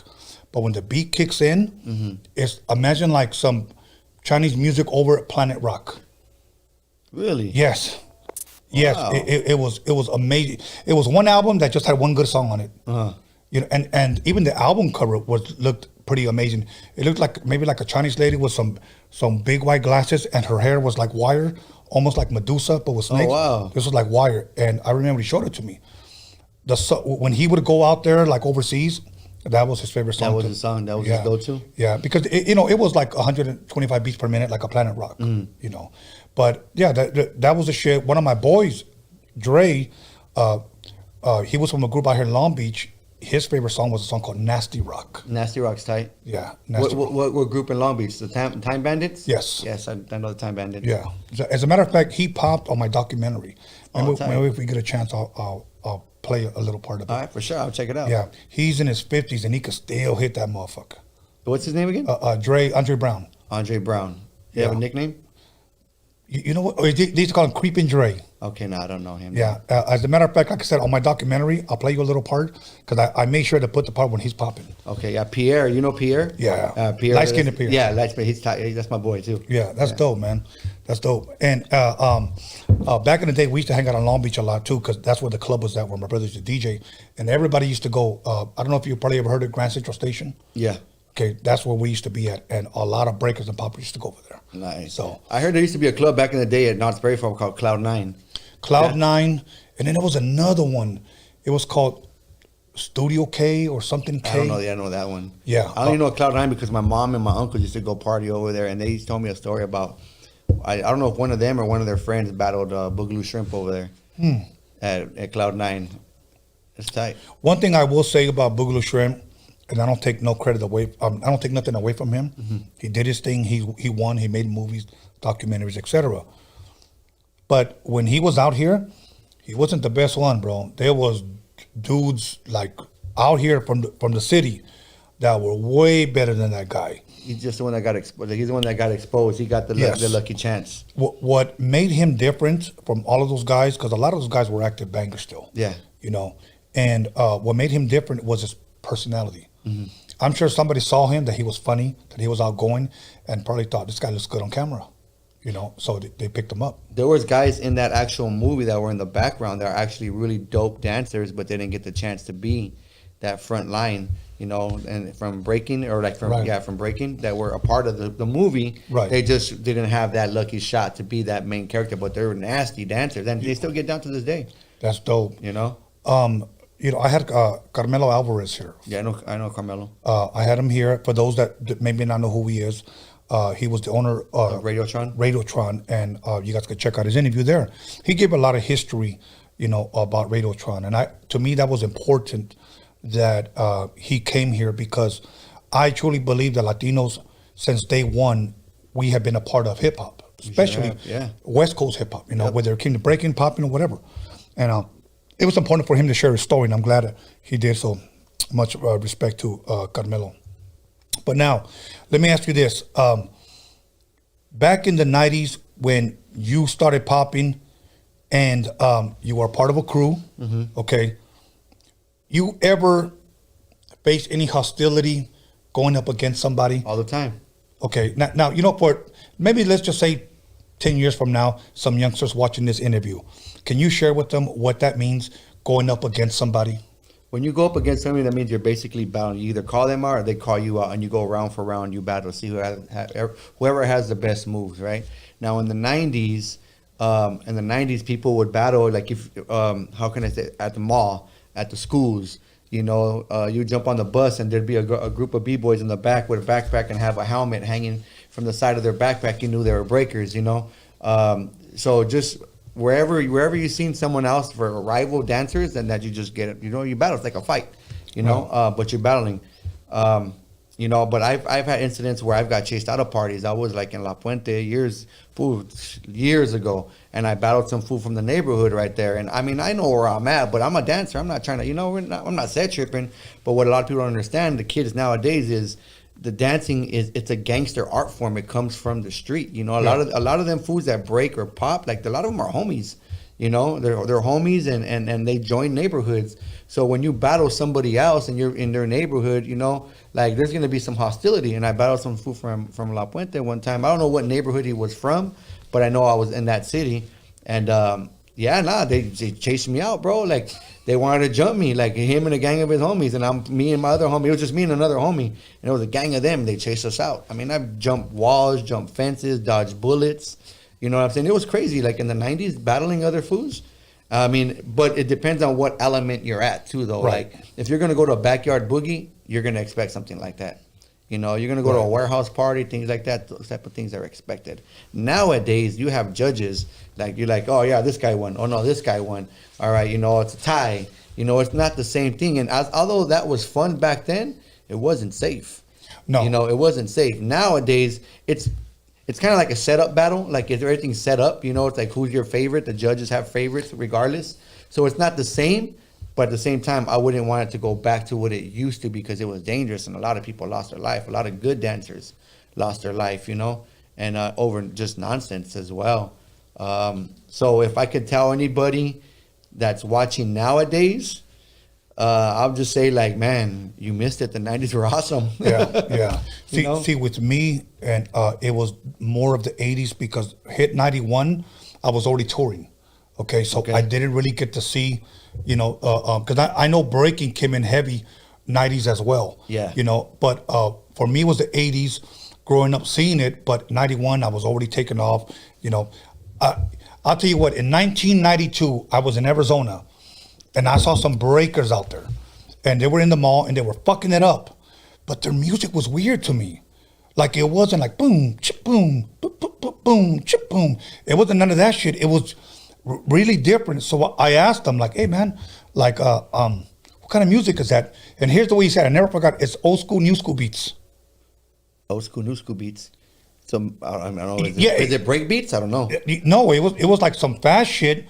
But it was just some weird music, bro. Let me see. There's a group called Twin Hype, and I think it's called Do It to the Crowd. When you get a chance to that song. Twin Hype, Do It to the Crowd. Yeah, it's that kind of music. It was a group, came out of the, I want to say, maybe late 80s. Twin Hype, or Move It to the Crowd or Do It to the Crowd. It was weird music, bro. It wasn't on some Planet Rock shit. It wasn't hip hop. It was like in the middle. Mm-hmm. And they were the only ones that did that kind of style. So when I went to Arizona, I saw these guys at the mall breaking. It kind of sounded like that. So I was like, what the fuck? You know, but he called it old school, new school beats. So it was confusing to me. You know, yeah, it was confusing to me. But in the 80s, like I said, it was also very, very dangerous. I had a homie that went to battle somebody at Venice Beach, and the guy ended up shooting him in the head. Ooh. That's the truth. Yeah. Ended up shooting him in the head, and here's how they caught him. The cops were there, they covered his body, and the girl saw the guy cruising around to seeing if he was really dead or whatever, and they pointed him out, and they got his ass. He came back. All bad. Yeah, all bad, bro. But yeah, shot him because he had lost dancing. Yeah. And So- that's how it was, you know, like in the 80s were dangerous too, because in the 80s, like if you talk to any old school poppers or break dancers that started in the late 70s, you know, when you have a conversation, they'll tell you the story, how it happened. Like, yeah, popping started late 70s, you know, b-boying was in New York. That was a New York thing. In the West Coast, we were pop locking. But like early 80s and the breaking movie came out and everybody was all crazy about it, but then crack hit, you know, and once crack hit, it's just like everybody, like, you know what I mean? Because they were dancing, and a lot of them dancers became bangers, you know, because they live in certain neighborhoods or whatever. They became, you know, bangers basically. Right, But then drugs came in, and once drugs came in, it just wiped everything out. The dancing scene just started to die. Yeah. The 90s, it got revived again. But if you talk to old school homies that used to be around back then, they're missing teeth. You know what I mean? Like they lived that life. You know what I mean? Yeah, Like it's crazy, and there's stories that they tell you. It's like, wow, like. Damn, it's crazy that dancing is involved with all that. It's a street life, you know. Yeah. It's a street entity. You know, hip hop is what we would call a lifestyle. Rap is one of the elements Of hip-hop. Of hip hop, okay. And I've seen DJs, producers, and rappers that said hip hop was a way out for us. Okay, would you say that dancing Saved my life. saved my life? Saved my life. Dancing saved my life. Okay, can you share maybe to the people that may not know your story, why you say it saved your life? Because it kept me out of gangs and away from drugs, and even though it was in my surrounding, like I'm gonna take it back a little bit. I grew up in a single family home. Like my mom played mom and dad in my household. Even though I had a tight relationship with my father, they split up when I was 1. So by them splitting up, I had the best of both worlds. My mom's from Compton. She's from the streets of Compton. My dad's a paisa from Mexico, Guanajuato, Mexico. You know what I mean? So their lives are two different lifestyles, right? Yeah. Different music, different culture, different everything. Now, me being with my mom and being where my mom is from and her brothers and all that, she tried to keep us away from that type of lifestyle, right? And regardless, it's always going to be around, so it's going to call us, you know? So at the times, me and my older brother, we were hanging around different people or meeting different people, whatever, blah, blah, blah. But once I fell in love with dancing, it kept me away from that. Instead of me going over here, hanging out with the homies, drinking beer at 11 years old, 12 years old, right here, I'm in the garage with the other homie. He's setting up his turntables, you know what I mean? We were rolling out a linoleum floor and we're practicing, you know? That's where my time went to. Like, I looked forward to getting out of school and going straight to the homies pad and practicing, you know, and going to battle other schools or go to the school dance and things like that. So, you know, dancing definitely kept me out of an element of where I shouldn't have been, even though it was in my surroundings, if that makes sense, you know? Yeah. So, so that's why I always say dancing saved my life, because it did. Like, it gave me opportunities that I would never have had if I would have chose a different route. You know, by the time I hit 18 years old, I was in my first commercial. You know, I did a Sprite commercial right at 18, fresh out of high school. I was working at a warehouse right here in Compton, you know, and then I got a call from an agent, you know, like, oh, you have an audition, you know, wah. And I shot down there and I booked a commercial, and ever since then, I've just been going. Awesome. You know? Let's stop right there, because when I come back, not only do I want to talk about how far has pop locking taken you, but also where are you originally from? Because when you told me earlier, my music has somewhat ties to where you're from. Okay. All right. Okay, everybody. Burst Rock in the motherfucking building. So make sure you call somebody, text somebody, slap the shit out of somebody. Let them know we'll be back in 10 motherfucking minutes, and I'm about to bring out a green drink. Well, I think it's green. At least the bottle's green. So don't fuck around. Come back.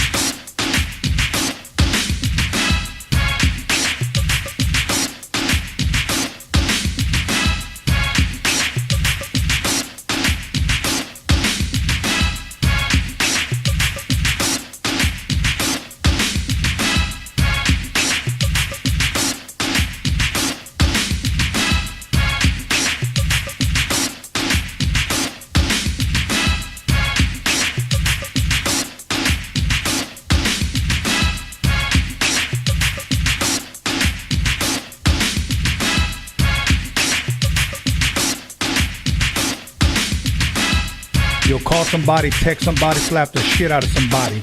Let them know that Roadium Radio is live up in this biatch.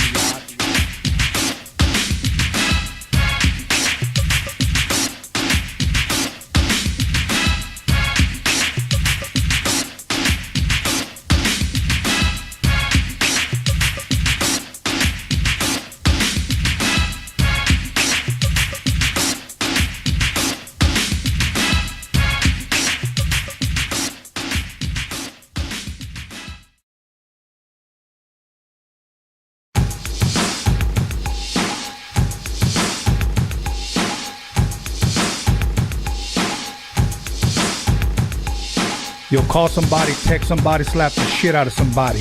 Let them know that Roadium Radio is live up in this biatch.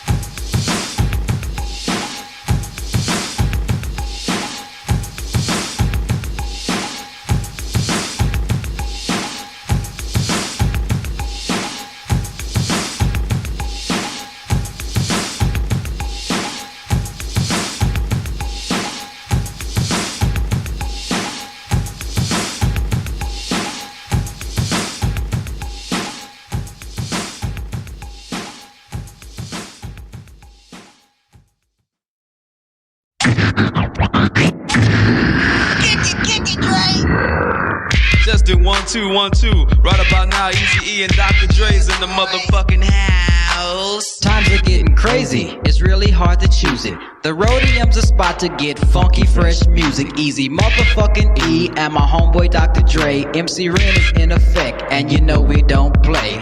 The Roadium is hitting, but you know you can't leave until you get a deaf ass tape from Steve. Oh Steve, oh Steve, oh Steve, just give me just one more tape. Oh Steve, oh Steve, oh Steve, just give me just one more tape. Oh Steve, oh Steve, oh Steve, just give me just one more tape. Oh Steve, oh Steve, oh Steve, just give me just one more tape. Yeah, man, I came all the way down to the Roadium swap meet, man, to pick up one of the NWA tapes, man. And I talked to homeboy Steve down there, man, and he said I'm fresh out of tapes, man. How the fuck you fresh out of tapes, man? He said cause they selling like hotcakes and shit, man. Got my man throwing down. Hey, Mom, what's for dinner?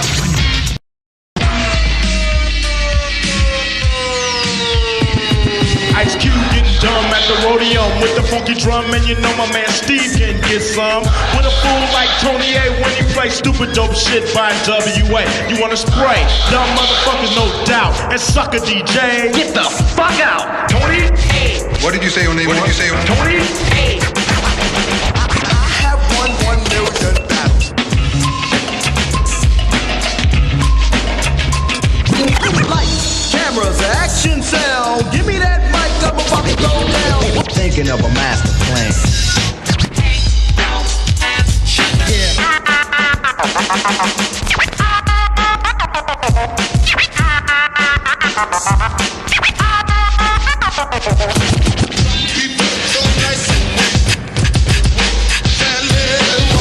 This story's funny. I met this girl and she had money. Yo, right about now, Dr. Dre is in effect. Cold tearing shit up with my man Steve at the Roadium swap meet. And we here to lay it on the line. To all them sucker niggas out there claiming our tapes and shit, we just got one thing to say. Never catch you doing your ass is mine. Never catch you doing your ass is mine. Never catch you doing your ass is mine. Yeah! Now my name is Dr. Dre. Now my name is Dr. Dre.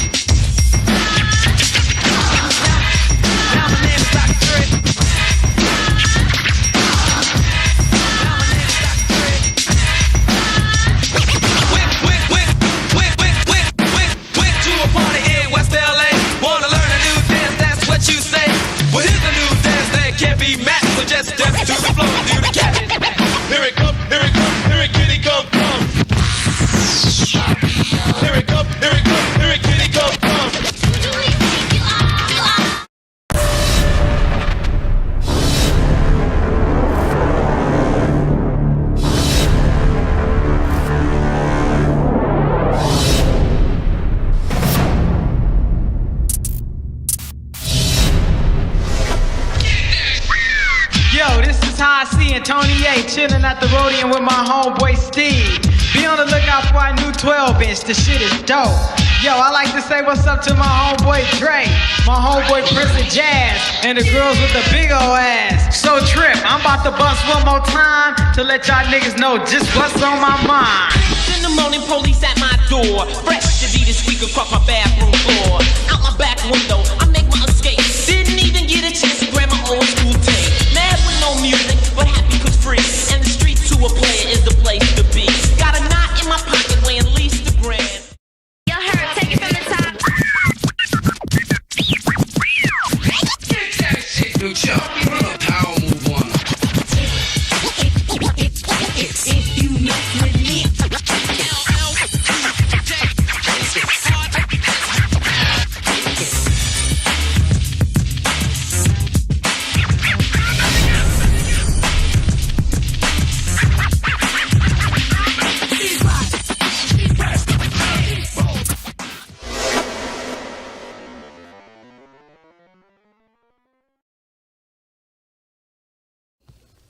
And welcome back, everybody, to Roadium Radio, episode 144.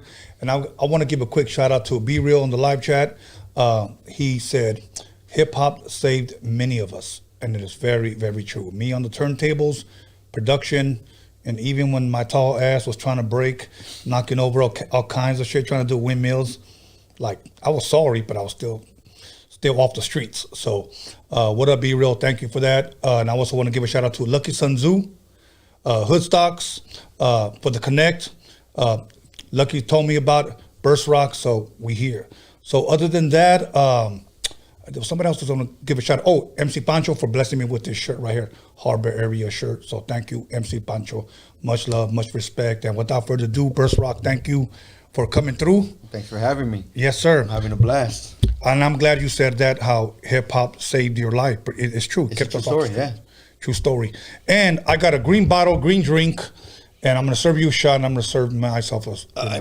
Mi vieja, pero dámelo. Yeah. Okay. Let me serve mine, because mine's the big one. Because you're the tall one. We're just going to say you're the taller one, and I'm the shorter one. Yes. Oh, am I drinking from a cowboy shot glass, too? Ni modo. Just close your eyes and pretend that it's not. Okay, now let me ask you this. What's your favorite team, bro? You know what? I'm a Raider fan. Okay. I'm not going to lie. But I haven't followed the Raiders like I should since Bo Jackson and Marcus Allen. Okay. You know. Okay. So if you ask me what's going on, like I'm not gonna sit here and lie about it. You know, but I've been a Raider fan since I was a kid. I just don't follow as much as I used to. Right. You know? Okay. I don't want to drink too much of this, because when you drink too much of this, bro, you start hearing voices. You know, like, fight the whole hood. The hood disrespected you.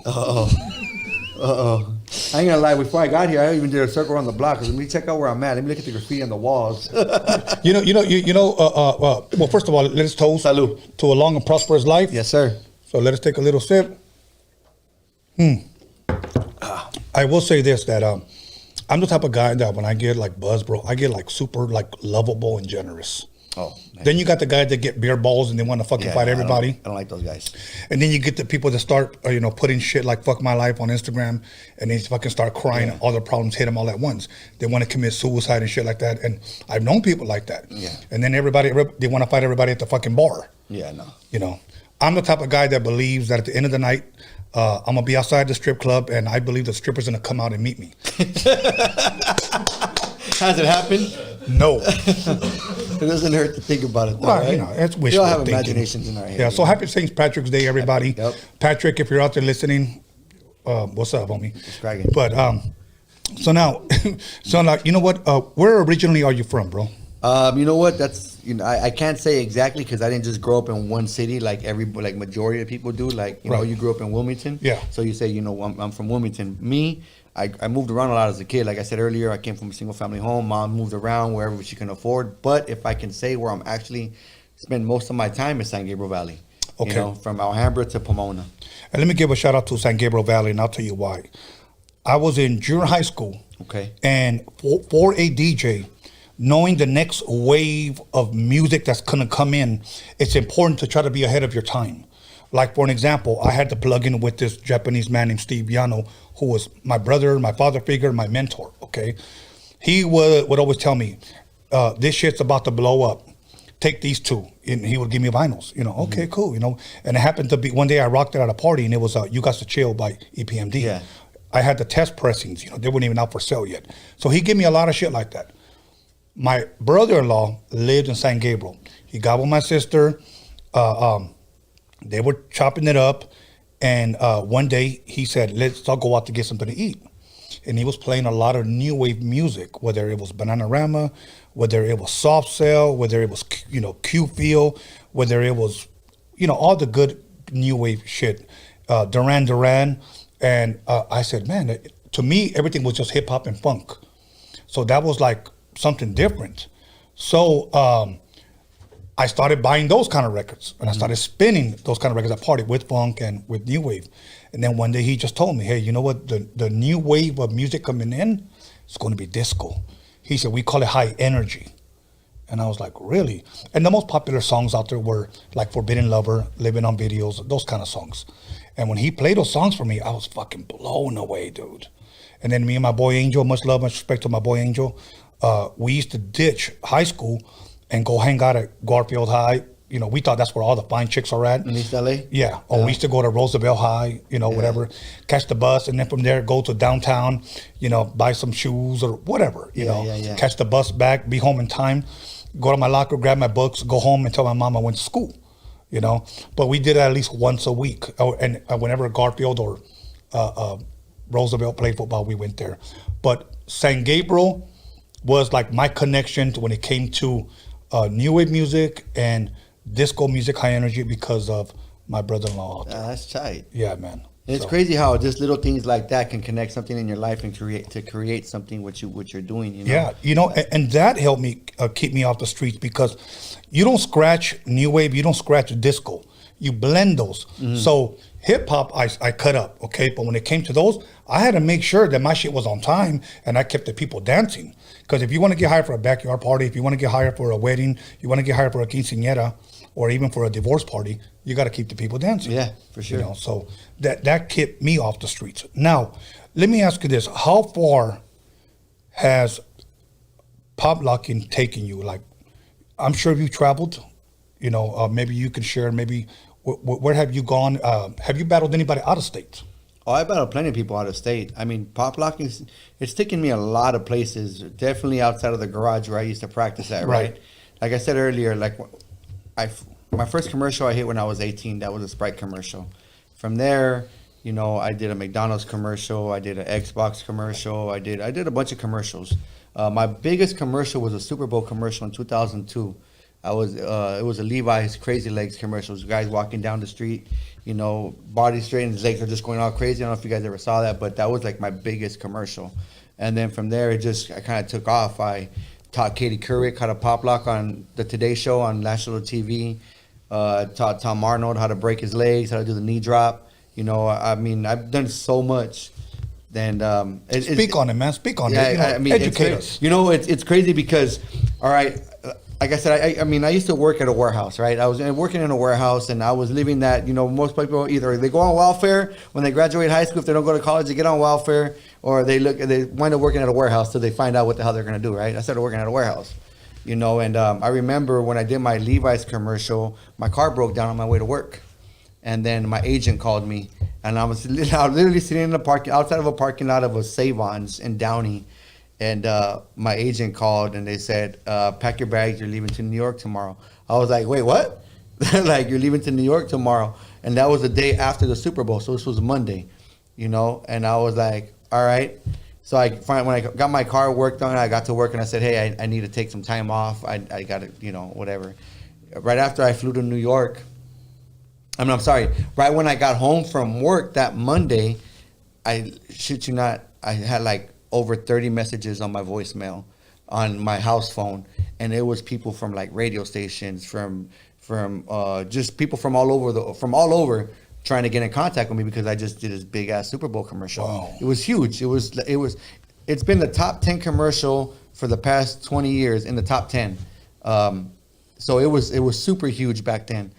And right after that, my life like changed. It was awesome. I got to experience a lot of things that a normal person like myself wouldn't get to experience, right? So I was living the life. I was good, man. Limos picking me up. I'm flying everywhere. I'm doing this. I'm doing that. I'm on Fox 11. I'm here in Long Beach, Channel 13, doing a special on me at Homeland. Are you familiar with Homeland in Long Beach? That was my spot. You know, I used to be at Homeland every Tuesday. Every Monday and Tuesday, I was at Homeland. So I had Channel 13 go over there. They did a special on me, this whole thing. You know, it was man, I was living the life. I was like, hell yeah, this is tight. And then what happened was I had Lollapalooza lined up. I had Ripley's Believe It or Not lined up. I had Ripley's Believe It or Not? Ripley's Believe It or Not. I had Doc Martens wanted to make a custom shoe for me. Reebok was sending me packages because they wanted to sponsor me. They wanted to work with me, but I wanted Puma and Adidas because you know that's what it was back then. The B-boys, man. Yeah, it was the B-boys. You know, Puma or Adidas. So, I just had so much lined up for me, but like that, in the blink of an eye, I lost it all. What happened was they fired my agent, and once they fired my agent, they passed my file down to somebody else, and that person didn't take care of the calls and things that needed to get done right away as it was coming in. Because hot, MGM wanted to do a studio, they wanted to do a movie about my life.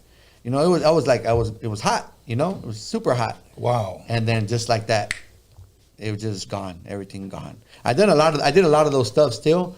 But a lot of the other stuff, it just started to fade away. Like, it was crazy because you're hot one moment, and the next moment you're like, shit, what happened?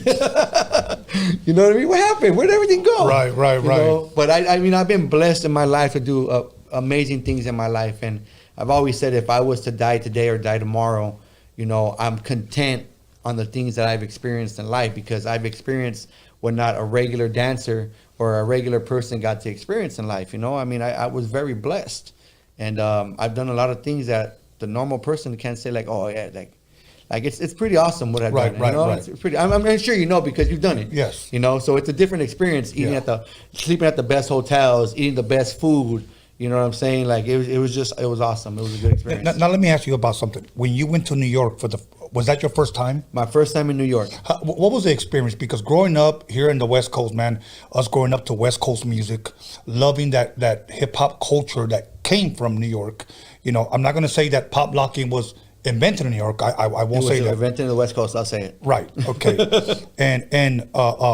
But you know, when it came to hip hop, DJing, graffiti, you know, all the other hip hop elements came from New York. Growing up as a kid, I always wanted to go to New York. So I know my experience was amazing, but I want to hear your experience. Like, was it what you thought? I didn't get to experience it like I wanted to be honest with you. Okay. I went out there for business, and when I first got off the plane, someone tried to rob me. You know, someone tried to rob, like, you know, there's people out there that like they're looking for somebody that they can just kind of come up on, right? And at the time, when I was living out there, I was living right here in Long Beach. I just bought a condo in Long Beach, you know, so I was wearing a Long Beach jersey, you know, and so right when I got off the plane, the guy already knew I wasn't from there. They knew I wasn't from there. But like I said, we're street cats. We know what time it is. Of course. I know where I'm at.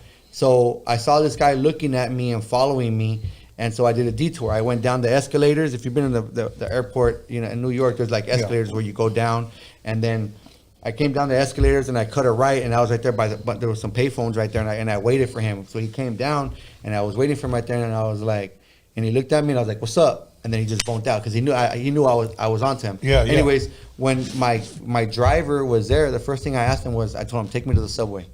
Take me to the subway because I want to experience that. I want to go get down at the subway. Right. And they didn't take me because they said, we're on a time limit. I have to take you here. So-and-so is waiting for you right here. So the whole thing that I got to experience in New York was just Central Park. That's it. Okay. I didn't get to live it up like I wanted to. But I want to go to the subway out there. I want to battle somebody in the subway. You know what I'm saying? I want to relive Beach Street. Hell yeah. That's dope, man. But New York is beautiful. I got Times Square. I partied out there in Times, you know, in downtown right there. So I mean, it was awesome. But it's not what I really want. As a b-boy, I didn't get what I wanted, and that's what I want. To this day, I still want it. Okay, I'm gonna tell you something. Because I've been out there several times now. Thank God, I love it out there. I could never live out there because of. It's just not California. Yeah. I love the weather here, you know. But out there, there's a lot of Mexicans out there now. Oh, yeah. Okay. My boy DJ Thora, if you're watching, much love.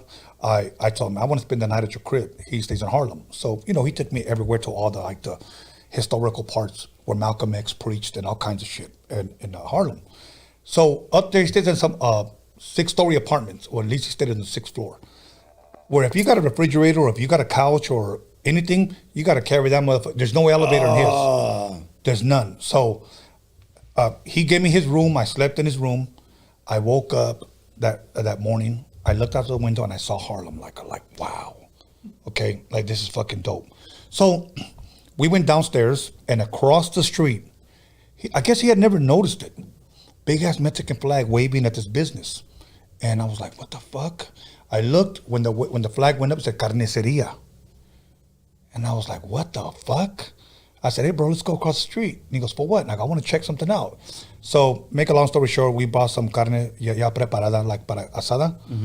And bought some beans, some rice or whatever. And we had tacos de carne asada. I made them right there, bro. Nice. It's fucking dope, bro. Isn't it awesome? Like when you get to go somewhere. There's a lot of raza in New York.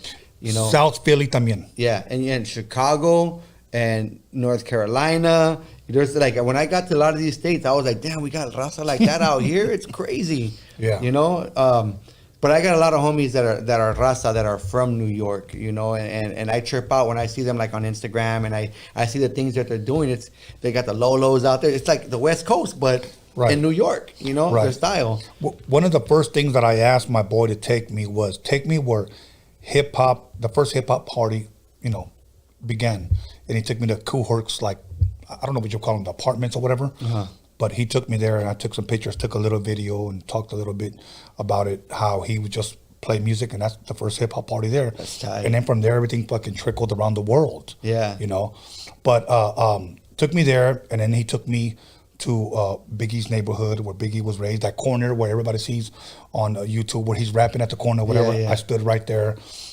Took me to the Biggie mural, you know, Bronx, Brooklyn, took me everywhere, bro. He took me. It's good when you go with somebody that lives there. Yeah. You know, so the time that I went out there, it was always like, let's go here, let's go here, let's go here.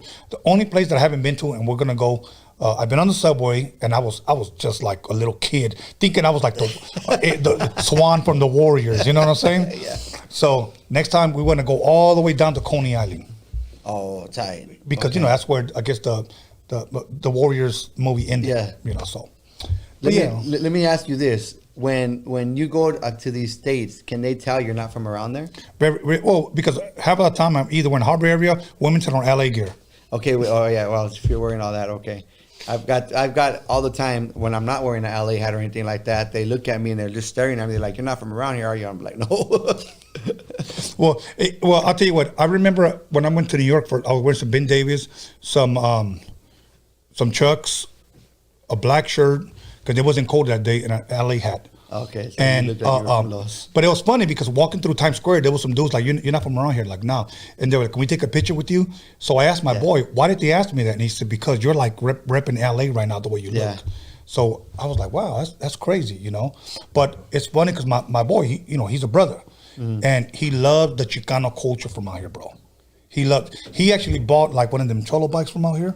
And has it in his living room, bro, because he just loves the culture, bro. So we have a dope culture. We have a dope culture, and they have a dope culture, and we mix it, and I mean, that's how we make music. Yeah, you know what I'm saying? For sure. And that's why we pop. That's why we DJ. That's why we cut and scratch. That's why we rap. Yeah. And that's kind of like the glue.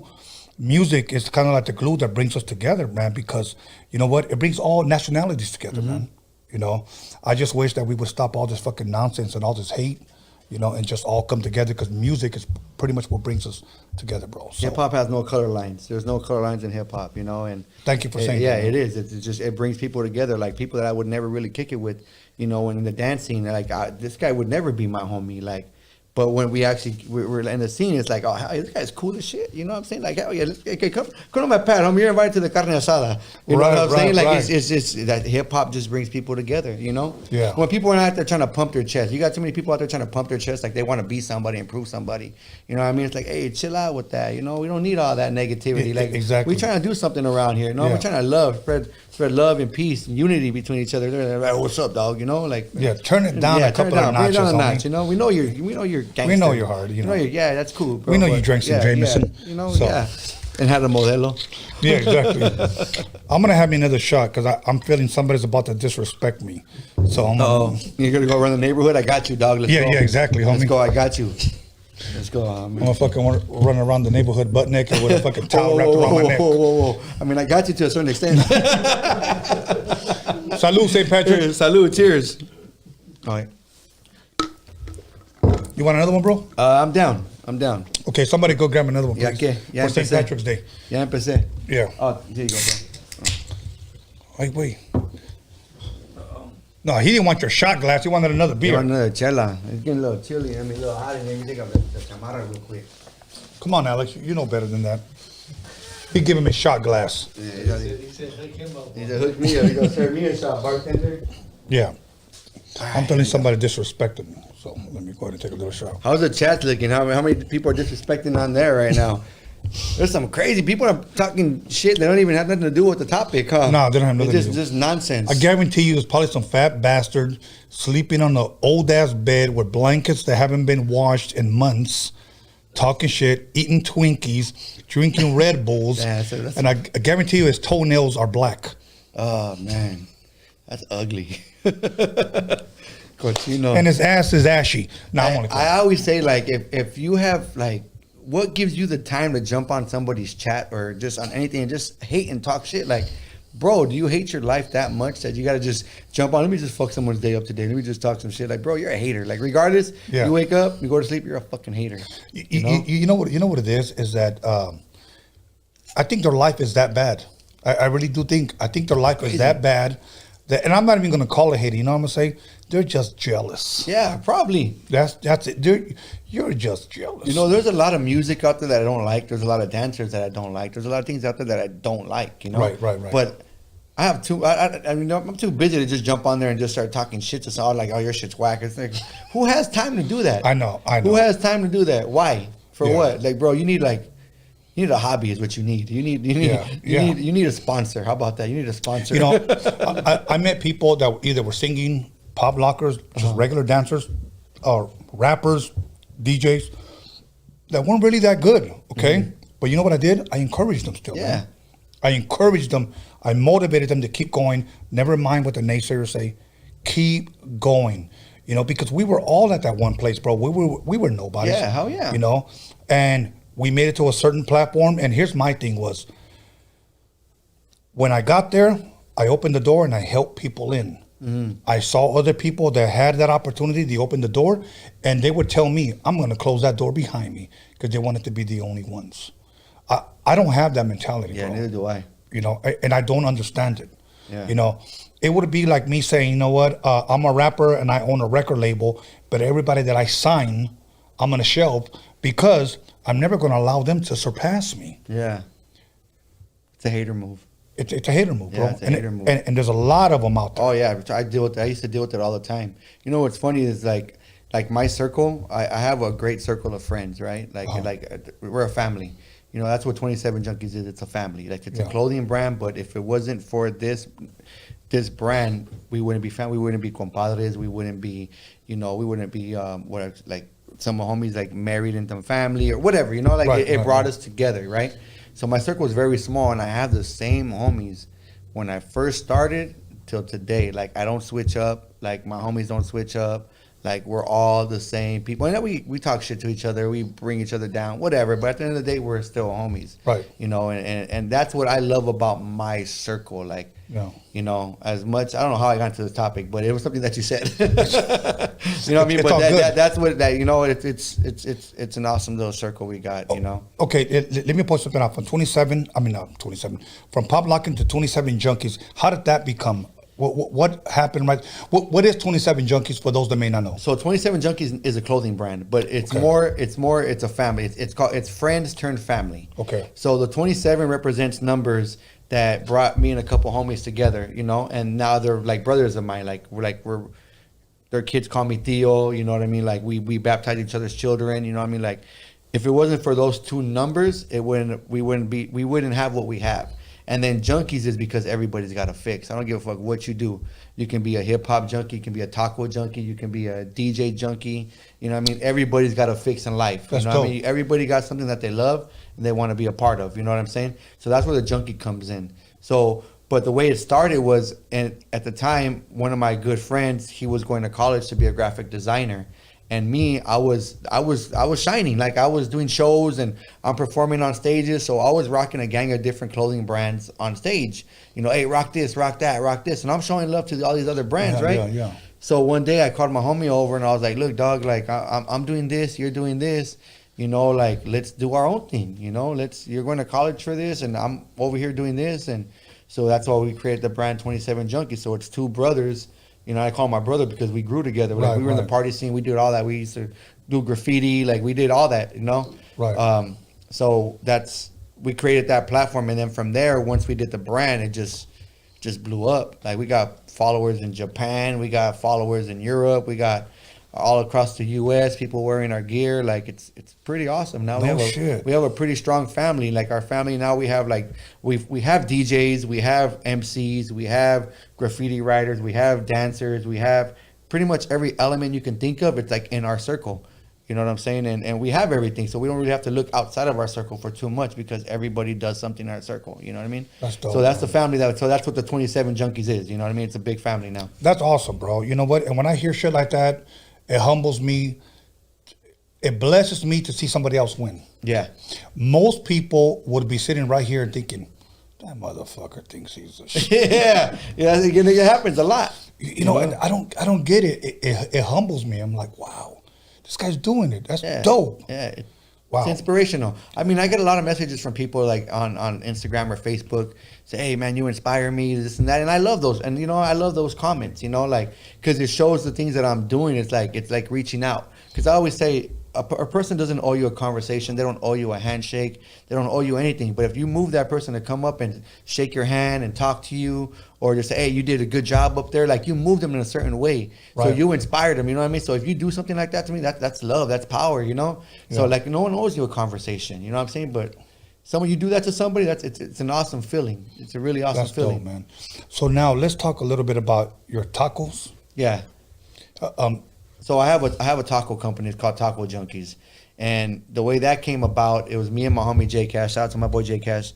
We were outside of my pad and we were drinking and we are just thinking about things that we want to do. Like, man, we know you people drink, we have a good time, we start talking, you know, and I was like, bro, tacos. I want to do tacos. And he's like, what, really, tacos? Like, yeah, bro, I want to do tacos. And I'm not going to lie, I was really embarrassed to do it at first. I didn't want to do it. I wanted to do it, but I didn't want to do it. I was embarrassed because I was thinking, what are the people going to say? Exactly with the chat, you know, people talking shit. Right. What are people going to say? They saw me over here doing this, and I'm teaching Katie Couric how to pop lock on national TV. I'm traveling, you know, doing all kinds of stuff, dancing, and now he's a taquero now? Like, what? You know what I mean? It sounds funny, right? Like, you're hustling. So, yeah, you know what I mean? But I was embarrassed. But I was really embarrassed to do it, and I didn't want to do it at first when I was like, I finally sucked it up, and I told my boy Jay, like, you know what, I'm going to do it, bro. And he encouraged me, well, do it. And I finally did it. And because I sucked it, it was my mind playing tricks on me. People weren't thinking like that. I was thinking like that. Of course. So the moment that I did it, it was embraced. People embraced me.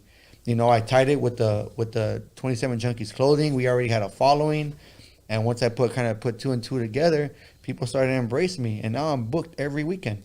Okay, I'm starting to like saboreando. You know, I'm like licking my lips. What kind of tacos do you guys have, bro? I mean, we do a lot of different styles. When I do parties, because I only do private parties. I don't sell on the street or anything. Okay, so you're not like on these. Like, yeah, no, I'm not on the street. Like I'm not like, you know, I'm not doing all that. You know, I do private parties only. Like, you know. Okay, like so does that all depend on the request? No, I only keep it basic for them. When it's a private party, I do asada pollo al pastor. Simple. Wow. You know, I keep it simple. You know, if you want extra, like the carnitas, I do it from the caso. You want birria, we do some birria. We can do some lengua. You know, we can do a lot of different things. But for a taquiza, I only do the basics because that's what people normally eat. You know, if they want all that extra stuff, then it's gonna cost a little bit more. You know what I'm saying? People don't want to pay, so you gotta just do what they want. You know, but I mean, it's been awesome. You know, it's been awesome, and we're about to get a taco truck. The only reason why we haven't got the taco truck yet is because it's hard to find good employees. Hey. Employees is hard to find really good employees I that know. are going to see the same dream and the same vision you got. Yes. You know, so my boy Jay and I, we run a pest control company, you know, and that's what we do. But we got this taco, you know, we got the taco stuff that we're trying to do as well. And it's just employees, bro. It's Okay. it's really hard. Now let me ask you, the taco business, when somebody hires you, is it reasonable or is it pricey? For me, I keep it reasonable. Okay. I keep it reasonable, and I always work around people's budgets. So if I'll shoot them a number, and they'll be like, "Oh, you know, I can only do this," and they're like, "All right, I'll meet you halfway." You know, but at the same time, you get people that are like trying to gouge you at the same time. You know, Right. Well, but you know, I take care of my gente. You know, well, people got stimulus checks, so they can afford it now. they can. Well, yeah, Yeah. So you know, Yeah. if you got your stimulus check, hit him up. What can they reach you for the tacos? At Taco Junkies, TACOJUNKIS, Taco Junkies. You ever had anybody complain?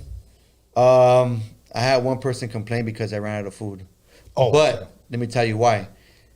She told me she was expecting 40 people when she first hired me. When I get to the party, she said, "How many people did I hire you for?"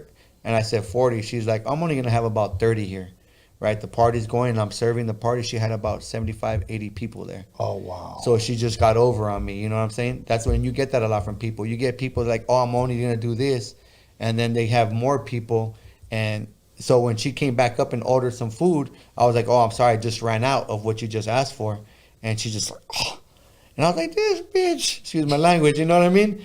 And then we're packing up. Her mom was like, "Oh, are you guys leaving?" I said, "Yeah." She's like, "Next time, bring more chicken." I said, "Next time, tell your daughter, order for the right amount of people. I just served almost 80 people for you. I'm not getting paid for that." You know what I'm saying? Right. But you get people like that. That you was- know? it's trying to And swindle you. Yeah, and you get people like that, you know? Because when you order a taco, man, you know, average person will eat 4 to 5 tacos, averagely, right? Now, when it's a taquero, people think it's hometown buffet. They're gonna go and they're gonna get what they want, how they want, and they're gonna keep going back, you know? And it's cool. But if the food runs out, that's not my pedo. The person that hired me should have ordered for more people. Right, right. You know what I mean? Instead of 50, you should have ordered for 100. I didn't know I'm serving a bunch of people that left to eat 150 tacos. You know what I'm saying? Like, that's not my bad. That's your bad. Right, But, right. you know, I get that sometimes. But that was that one time that I ran out of food. No, okay, now how long have you been in the taco business now? 5 years. 5 years. What about the clothing line? We're going on 14 years. That's awesome, man. 14 years. You know what? Today's the first day I met you, but you know Yeah. what I want to say? I'm proud of you, bro. Thank you, bro. I appreciate that. I'm proud of you too, though. Thank you, my brother. You know? Thank Oh, you, my yeah. brother. Don't ask me to break because I don't know. Yeah, we're going to battle right now. We're going to walk down the neighborhood right now. We just battle everybody. I'm just going to do the arm wave Yeah, and I got call you out. That's good. You can be on the DJ, dog. You just turn them up on the system, and I'll do the rest. Now, as a pop locker, I'm going to ask you a question because to me this means a lot. From what you heard and from what you know, who taught Michael Jackson how to do the moonwalk? Poppin' Taco and Poppin' Pete. Okay. Do you know that's the first time that I ever heard those two names? You never heard those two names before? No, of course. Poppin' Taco for Long Beach Yeah. and Poppin' Pete. Yeah. But here's what I heard growing up, that it was Boogaloo Shrimp. I mean, it's possible. And then, you know, did you watch his documentary? Which one? Boogaloo Shrimp's documentary. No, I haven't watched it. Okay. On there, he actually shows pictures with Michael Jackson. I'm sure a lot of people have pictures. But he actually shows like a receipt where Michael Jackson paid him, I guess. And, Wow. And I have a magazine where he actually shares how he taught him. And at first, how he never met Michael. They had 4 cameras, and he did which we call the backslide. But did the backslide, and then at the very end, Michael Jackson came out and wrote him a check. So here you go. That's awesome. Yeah. I never knew that story. I've always thought it was Poppin' Taco and Pete because of the Thriller. They're in that. Poppin' Right. Taco and Pete are in the Thriller video. And then the other one was Homeboy, and I'm trying to remember his name. And I don't want to disrespect him. He was from Shalimar, the group. I don't know who that is. Yeah, they were saying the big debate was always between Boogaloo Shrimp and a dude from Shalimar. They were always saying, so that's why it was kind of odd for me to hear Poppin' Taco. Even though I know Poppin' Taco went on tour with Michael and Yeah. But I always heard it was them two. And with me growing up, I always heard that it was him. But Michael Chambers actually says in his documentary that he was the one, and he actually called that homeboy from Shalimar and said, "Prove it." Wow. He said, I know Shrimp personally, so I know Right. if Shrimp's saying it, then it's got to be true. Right. So when you get a chance, ask him. What about my homeboy? He was a dope breaker from Wilmington. They call him Iceman, Mike Rivera. I know Iceman. Yeah. I know Iceman. I used to do, like I said, I come from Homeland, bro. So, Right. Shout out to my boy Thomas. I know he's listening right now, but he used to run the Wilmington Rec Center right here. Okay. So I used to throw events at the Wilmington Rec Center right here. I used to Okay. do shows at Banning Park. Oh, You shit. know what I'm That's a saying? block away. Yeah, I used to, I was in the area right here, like dancing out here. So you guys actually have a really dope popper that never really got a lot of credit, but he's from Wilmington. His name is Wave-O-Matic, rest in peace. You know what I mean? And Wave-O-Matic, they used to look at him like he was a weirdo because of his style. Because he was like in the rave scenes and stuff like that. But he actually inspired a whole new generation of waving, and he's from Wilmington. No shit. Yeah. I'm glad you told me about him, bro. Yeah, Wave-O-Matic, bro. Around when did he come out and when did he? He's like in the 80s, like 70s, 80s, bro. He's old school. He's like in the era of Michael Chambers and, the Ace Rocks and all the old school cats. Like he's from that era. He just he never got put on like he should have been put on. Wow. And there's we go back. There's a lot of cats out there that never get put on, but they're a big part of the community. Have you ever heard? Because I was just hit up on Instagram, maybe like about shit. And now that you're bringing it up, this dude hit me up. He's doing a documentary on a girl from Wilmington. Her name is Diane. Ghost Town Lockers. Her name is Diane. I think it's a Diane that's in the movie Breaking. I think, if I'm not mistaken. She was a straight locker. Yeah, she's a locker. She's the homegirl. I think it's the one that looks like. No, she's in she's in Breaking. I want to say it's that same girl. I want to say, but I could be wrong. Because when I first saw her pop, I should say, I was in elementary, and she was the one that was bringing around Coco when he was maybe like 5 years old. Oh, shit out. Coco's daughter is from my crew. Oh, no shit. Yeah, Coco's daughter is from my crew. Wow. Okay. Pretty crazy. I started a whole crew, bro, it's called the Funny Bones. And we have chapters in Arizona and Texas. We have in Montreal in Canada. Like we have chapters in different areas. It's pretty tight, bro. We have like a whole cool following. It's pretty awesome. And it's all because of this. Doing the scarecrow. Yeah. That's dope, man. You know what? Thank God for hip hop, bro. Hey, man, like I said, hip hop saved our lives, right? Okay, look for me as a DJ and you as a pop locker. Okay, one thing about DJing was this. Today, if I can't get if I want, you tell me about a song, I go on fucking YouTube, download that motherfucker on my fucking phone. Tomorrow, I'll be working out to it. Okay. Mm-hmm. Back then, there's a new song out. What's it called? Play at your own risk. That ain't new. That's old. Well, no. Back then. Okay. Like in the 80s when it came out, there's a new song come out, Play at Your Own Risk by Planet Patrol. No shit. So it's let's just say it's a Friday. I head on over to Music Plus, Warehouse, Sam Goody's, Tower Records, or whatever. Yeah, the old school stuff. Yeah. Really? Oh, yeah, we're going to get that in on Monday. So now I'm like, fuck. We have to wait. The anticipation builds. Yeah. You know what I'm saying? You finally go get it, play it, and it's what everybody said it was. Yeah. It's fucking dope. Today, there's really no more anticipation. Yeah. I don't listen to nothing today, bro. Yeah. I don't listen to nothing. It's all mumble rap. It's just, and I'm not going to disrespect anybody's music. I mean, I personally don't like it. It's not for me. Right. You know what I mean? But I'm just all 90s and old school funk. Like nothing of that, I don't play none of it. Yeah. The closest I play to new is like YG. That's like the closest I play. And I can't even name a song.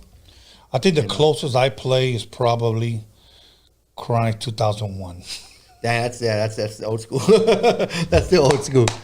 It's I performed with Planet Patrol in San Diego one time. No shit. Yeah, I performed with them. It was like a dream come true. Play at your own risk, and I'm up there like woo woo woo woo woo. Man, it's awesome. The biggest artist I ever performed for was Prince. No, don't tell me that, bro. I got a chance to work with Prince. Don't tell me that. A lot of people don't know that because, like I told you earlier, I don't really talk about myself much. But the biggest thing I ever did, is I was in a documentary for Prince, and we shot that at his crib in Mulholland Drive. He lived in the Hollywood Hills in Mulholland. That fool had the dopest pad, and me being where I come from and seeing what he had, man, it was awesome because I'm like literally in his kitchen with him, and he's standing right next to me, and he always like, "Who is this cute little motherfucker?" Well, I pick him up and burp him. You know what I mean? Wow. Yeah, bro. But I got a chance to work with Prince and his pad. He had palm trees in his house, bro. Like in his house? In his house, bro. He had palm trees, and his windows would open up like this. His windows would open up in the back, and you walk like 2 steps, and you walk into his pool. And you walk into his pool, you could swim across, and it walks you into his back house. It was dope. It was stupid dope. So me, like, I was like, oh my God, like, what the hell am I doing here? This is crazy. You know, but yeah, I was a part of the documentary. You know who's that right there? Turn his face around. That's Prince. That's Prince, bro. Yeah. That's my dude, right? I've never met him. I only saw him in concert. Oh yeah, he was a very quiet and humble dude. I mean, he didn't really talk much. He acknowledged people. You know what I'm saying? Everybody was in his house, you know, so he was really like, but he was really to himself. He'll say hi, he'll greet you. Very soft spoken. You ever taking pictures of them? Nah, we weren't supposed. We couldn't. Really? Yeah, it was a part of. You know, part of what we had to sign our waivers and shit like that. We couldn't, you know, take pictures or anything with us. But I was right there, bro. I was with Prince, and I danced in Prince's house, and it was a pretty awesome thing. And Prince is right there watching me, and it was pretty dope. It's pretty dope, man. So that's the biggest artist I ever worked with. I've done. Well, I don't think there's anybody bigger, bro. Because to me, people are gonna differ and say, "Oh no, fuck you." At least for me, Prince is right here. Michael Jackson's right here. Yeah. People are gonna say differ, but you know what? To each their own. Yeah. To each their own. You know. I mean, they all have their. Prince is probably the only artist that ever fucked me up when I found out he passed away, bro. Really? Because I was a youngster.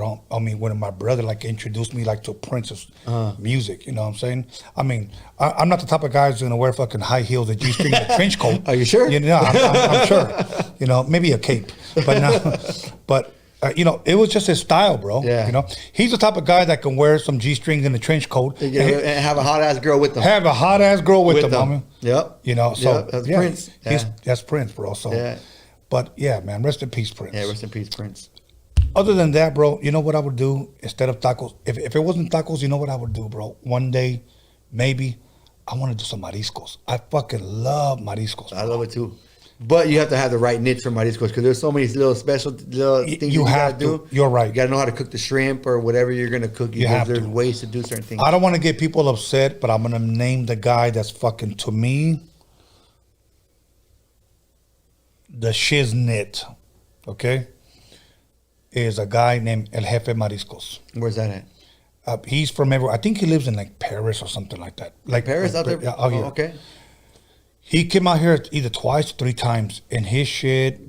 I mean, I've had other mariscos here, and much love, much respect to all the other guys. They were great. But this guy, to me, was at a whole different other fucking level, bro. Yeah, everybody has their own specialty, their own little niche about how they do things, bro. This guy, El Jefe Mariscos, much respect to him. I'll probably have him here for my birthday. But I think he's a little pricey. But every time you bite into your shit, whether it's aguachiles, whether it's a mixta, whether it's costilla camarón, whatever, fucking fresh, bro. Oh my God. So fresh you can taste the sea? Yeah, the fucking, I mean, even the oyster does a backslide in your mouth. Yeah, bro. Like, so the shit is fucking dope. But, yeah, tight. Yeah, tight. man. Other than that, bro, any question I didn't ask you or anything you want to promote? Or I mean, just check out our brand, 27 Junkies Clothing. You know, like I said, it's a lifestyle. You know what I mean? Our clothing brand is a lifestyle. Everything we put on a T-shirt, it's what we live. It's what we breathe. You know, so check out 27 Junkies.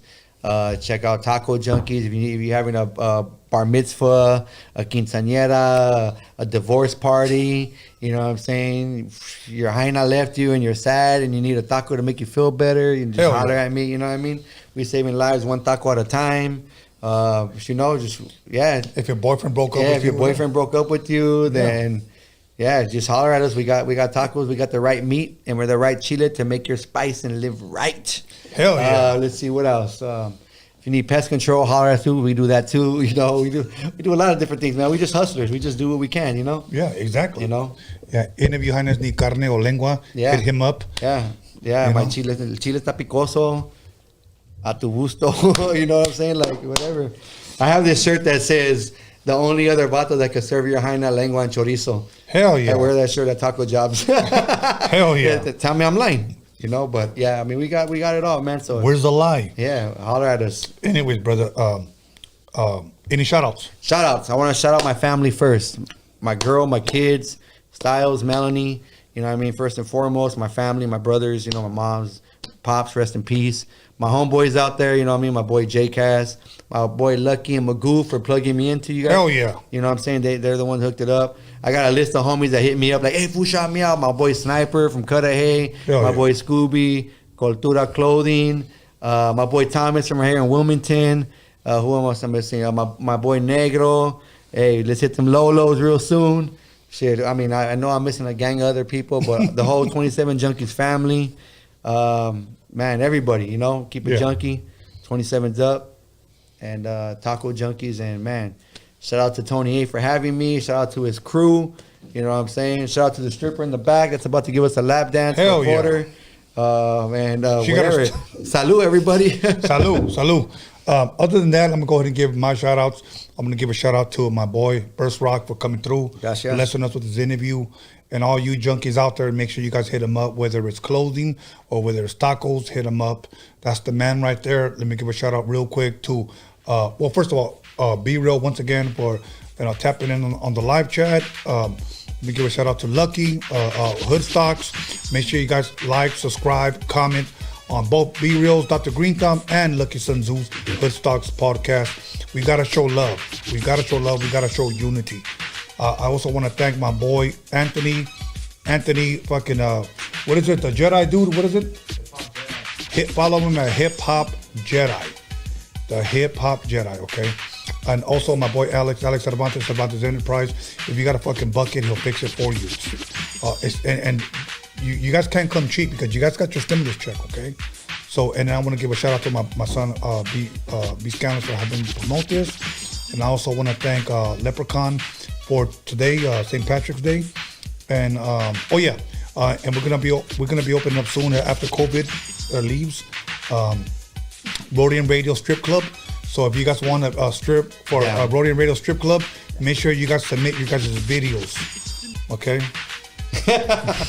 And can I give? I forgot a couple people, bro. Can I give a couple of shout outs? Go for it. My boy Risky from Bowling. We got the Lowrider Show next Saturday coming up. So check us out at the Arizona Lowrider Show. We'll be there. We'll have a booth. And I got to give out a shout out to the homies from the 27 Junkie family as well. Lucky Hood Stocks. You know what I'm saying? Follow these companies, Hood Stocks. Follow What's Poppin' Cupcakes. Follow Chili Buzzed and 27 Junkies Records. And I forgot the rest. Don't blame me later. Yeah. So once again, Roadium Radio Strip Club coming soon. Submit you guys videos. Whoever makes it clap the loudest is gonna get a free taco. So other than that, I'll see you guys Wednesday. I'm sorry, shit. Fucking Blaine Jameson. Sunday, I'm gonna have somebody here that was a part, I believe, was a huge contributor to Chicano rap. And he's not even Chicano. That's the crazy part. So tune in Sunday. With that being said, happy St. Patrick's Day, and hopefully Biden blessed you guys. Everybody, we out of here. Stay blessed. Roadium Radio Strip Club. See you soon.